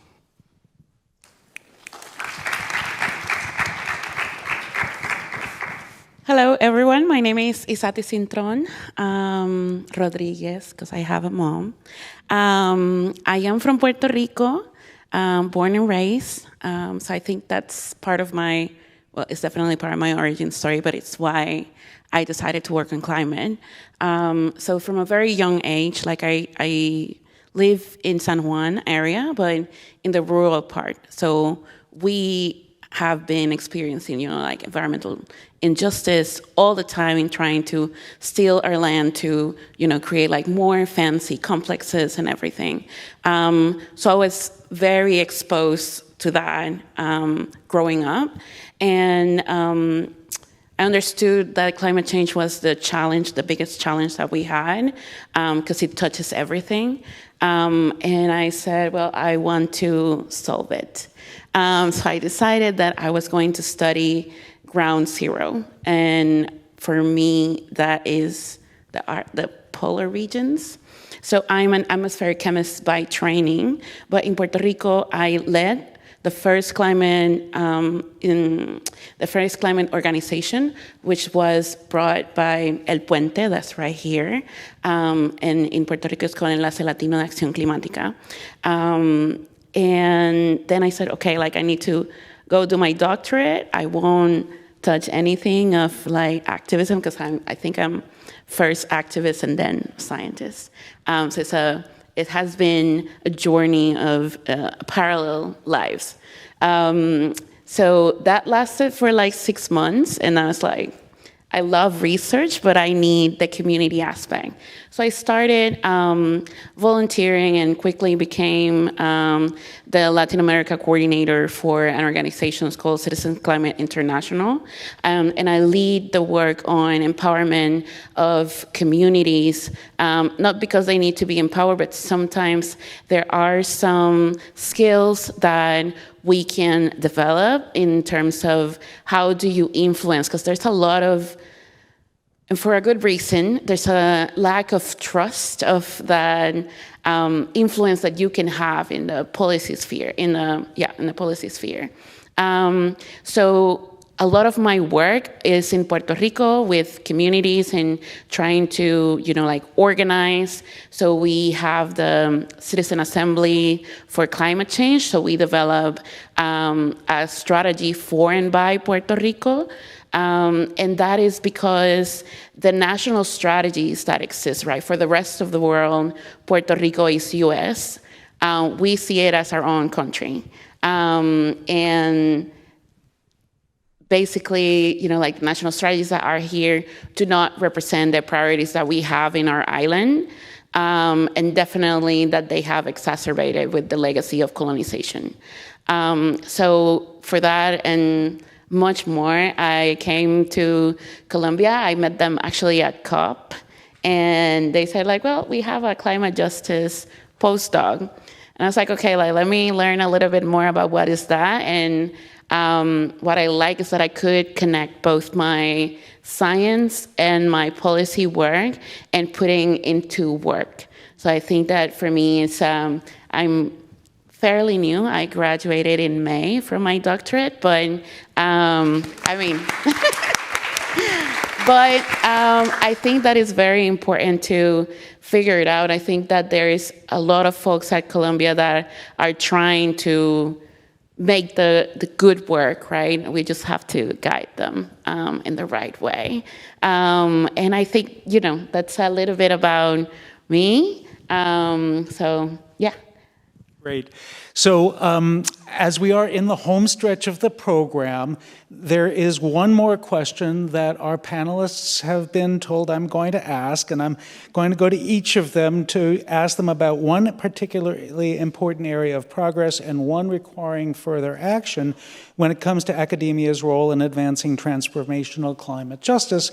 It can be related to instruction, research, institutional policy, admissions, or community support through practice or advocacy outside the institution, my own personal favorite. And just to get the pump primed, I'm going to talk about some of the work that I've seen happen in those areas. You know, an area that I'm excited about is that the university has encouraged the Center for Sustainable Urban Development, where I work, to partner with New York City Environmental Justice on coastal resilience and all of the other goals that we should be trying to achieve as we try to protect communities from floods and deliver complementary benefits like habitat restoration, job creation, and greater community cohesion. And I honestly think that it is making a difference and that the Army Corps is taking us all just a little bit more seriously because they see that partnership between practitioners, advocates, and researchers. The new challenge that I've become involved with, I'm part of a new course which is supporting South Bronx Unite and the Staten Island Urban Center with their data needs, to Peggy's point earlier. And we also, of course, know that it can't just be the Columbia researchers and Columbia students, some of whom are in the room today. Thank you for that. It can't just be us helping them. It has to be us figuring out what their needs are, supporting them in a non-extractive way, in an additive way, and then helping to create that capacity, which has been a through line to this whole program. So lots of challenges, but we are on the journey, and I do dearly hope that we have this conversation again next year so we can talk about, you know, did we get farther along on the journey? Okay, so that's mine, and I think we should go in reverse order this time. Sorry, Satis. Do you hear from me again? Just very, very fast. Okay, I think that one of the victories, I would say, but I think it's the path to victory because we're not there yet. But I think that this Climate Justice Center Lab initiative that we have in front of us, it's a great opportunity to try to transform the system because climate change is transforming everything. So the way that we function as institutions also needs to change. So I think like that's a victory. And I think that one of the challenges that we have is a lot of the bureaucracy and like structure of the same institution, right? When we're talking about communities, in the work that I have been leading, I have tried to go into write grants with communities instead of through Columbia. I don't know if I'm going to get roasted for that, but because the overhead stays with the community.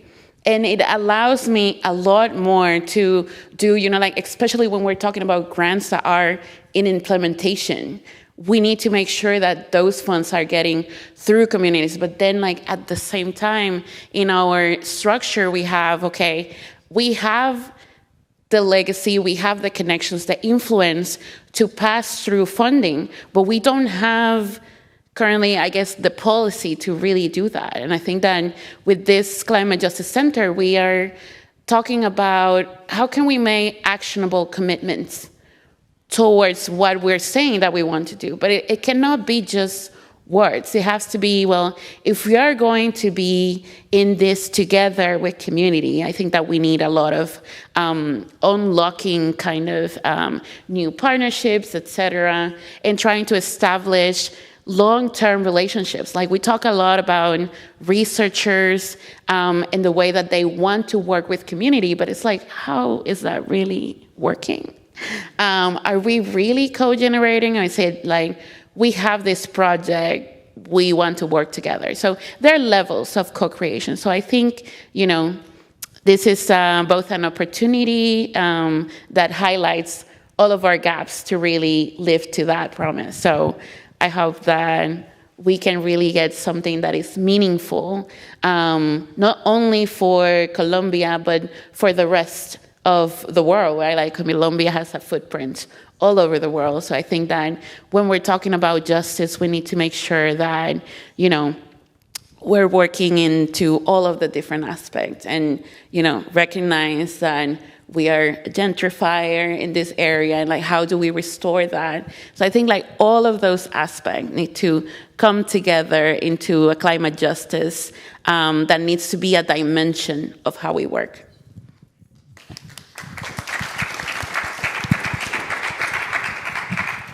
Okay, I'm going to make just three quick points. First, at Florida A&M University, Provost Allison Watson just created a position, a faculty position called the, let me get it right, Community Engagement Professor. So they're going to allow a professor, they got to apply for the position, and they're going to be able to use up to 75% release time for up to 2 years to do community engagement work. This is a first at our institution. We do a lot of it, and I think this is probably why she did it, to recognize that, but I think also to elevate it up at that level. The second thing I wanted to speak to is what I call intergenerational collaboration. And I've learned from teaching students that young people have a lot to offer. I think at the same time, older people have a lot to offer. And I think we really need to stick together and work together. And one way I just did that, Black and Marine Science is a very new and up-and-coming not-for-profit organization. And we just submitted a letter of intent to NOAA. Well, they did. I worked with them on it to go after this coastal resilience money, like $75 million. But the elder people in the room or around the table, we got out the way, and they're the lead institution and they're the lead applicant. The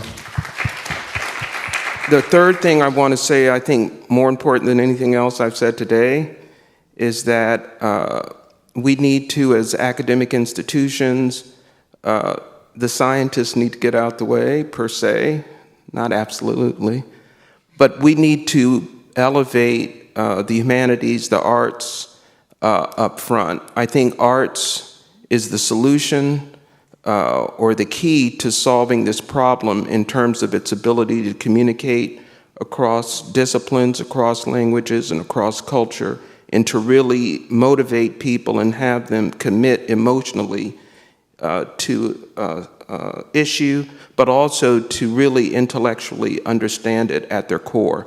And I think if we do that, I think we can achieve what I call the present future, meaning we're not solving a problem for today, but we're working to look at how we can impact the future. Thank you.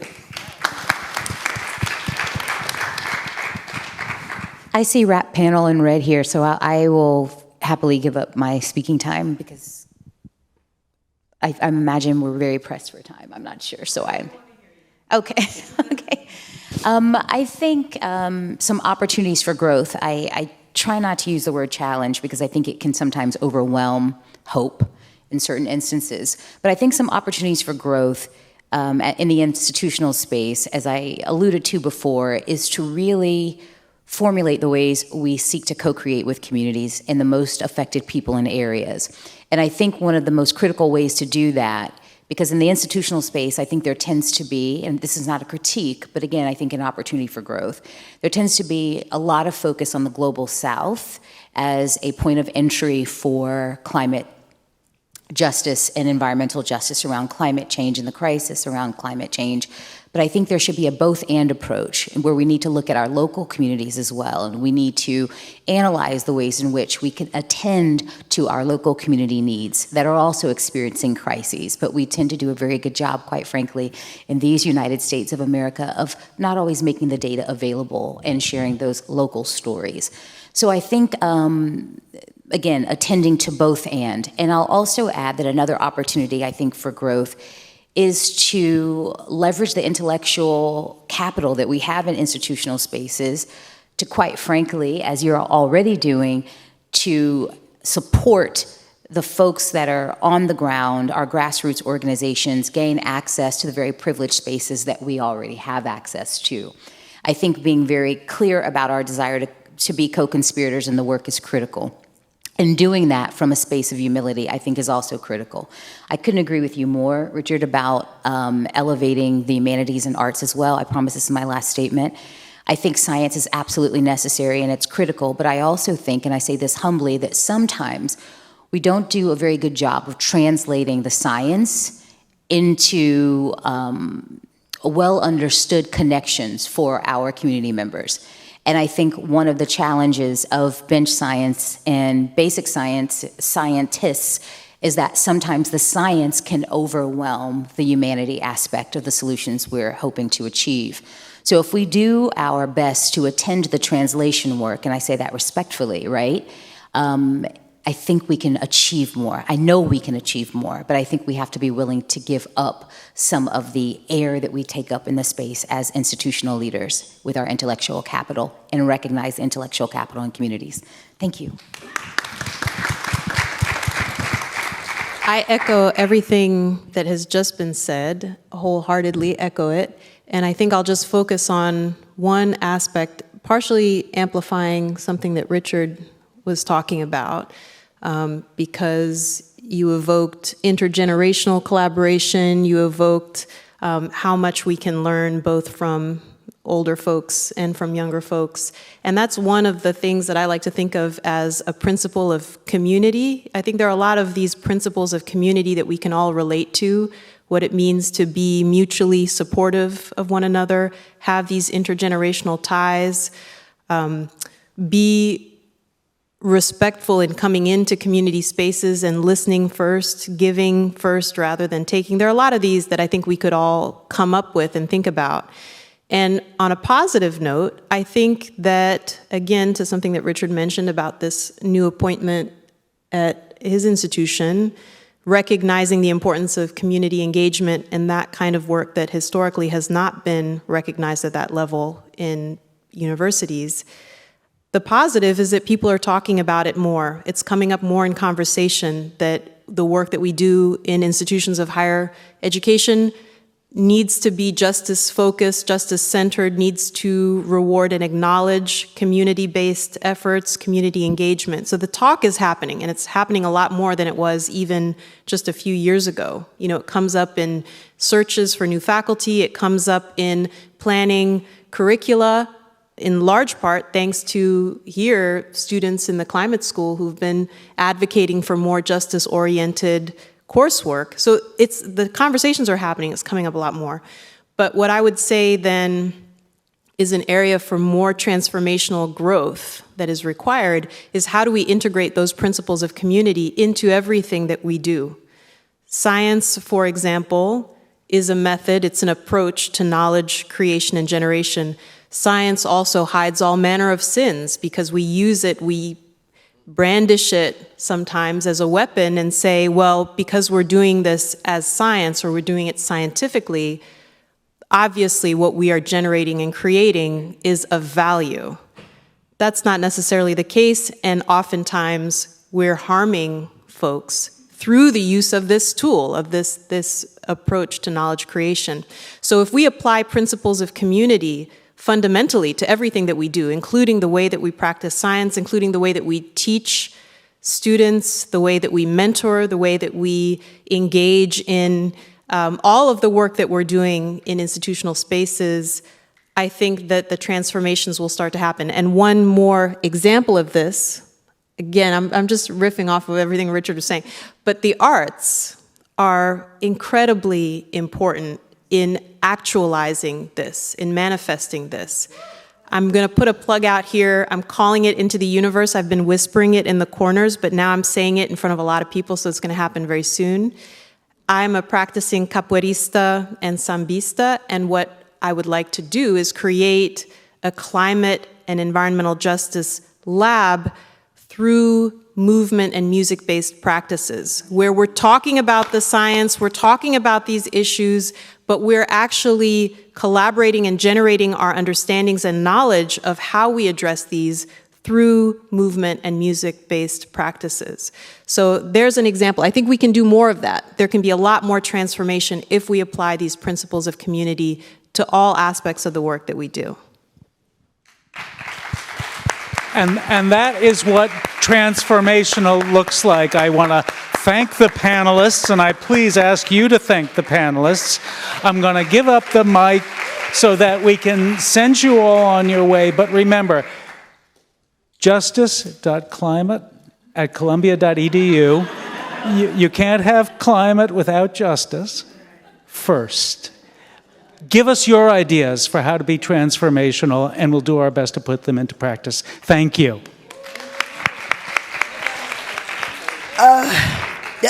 Just one announcement before we break for a lovely reception. We have been streaming, so the room, there are definitely more eyes watching than simply those of us in the room. I am very pleased to have the Weather Channel's pattern covering this event again this year. They did it for us last year. And so, yes, so we are live and in person, and everyone's looking lovely. So I just want to, on behalf of HBCU Green Fund, Donors of Color Network, Columbia, both the School of Climate as well as World Projects, we all join in thanking you for coming and for sticking it through a very rigorous day, but we learned a lot. Thank you. There's a reception, and we can network.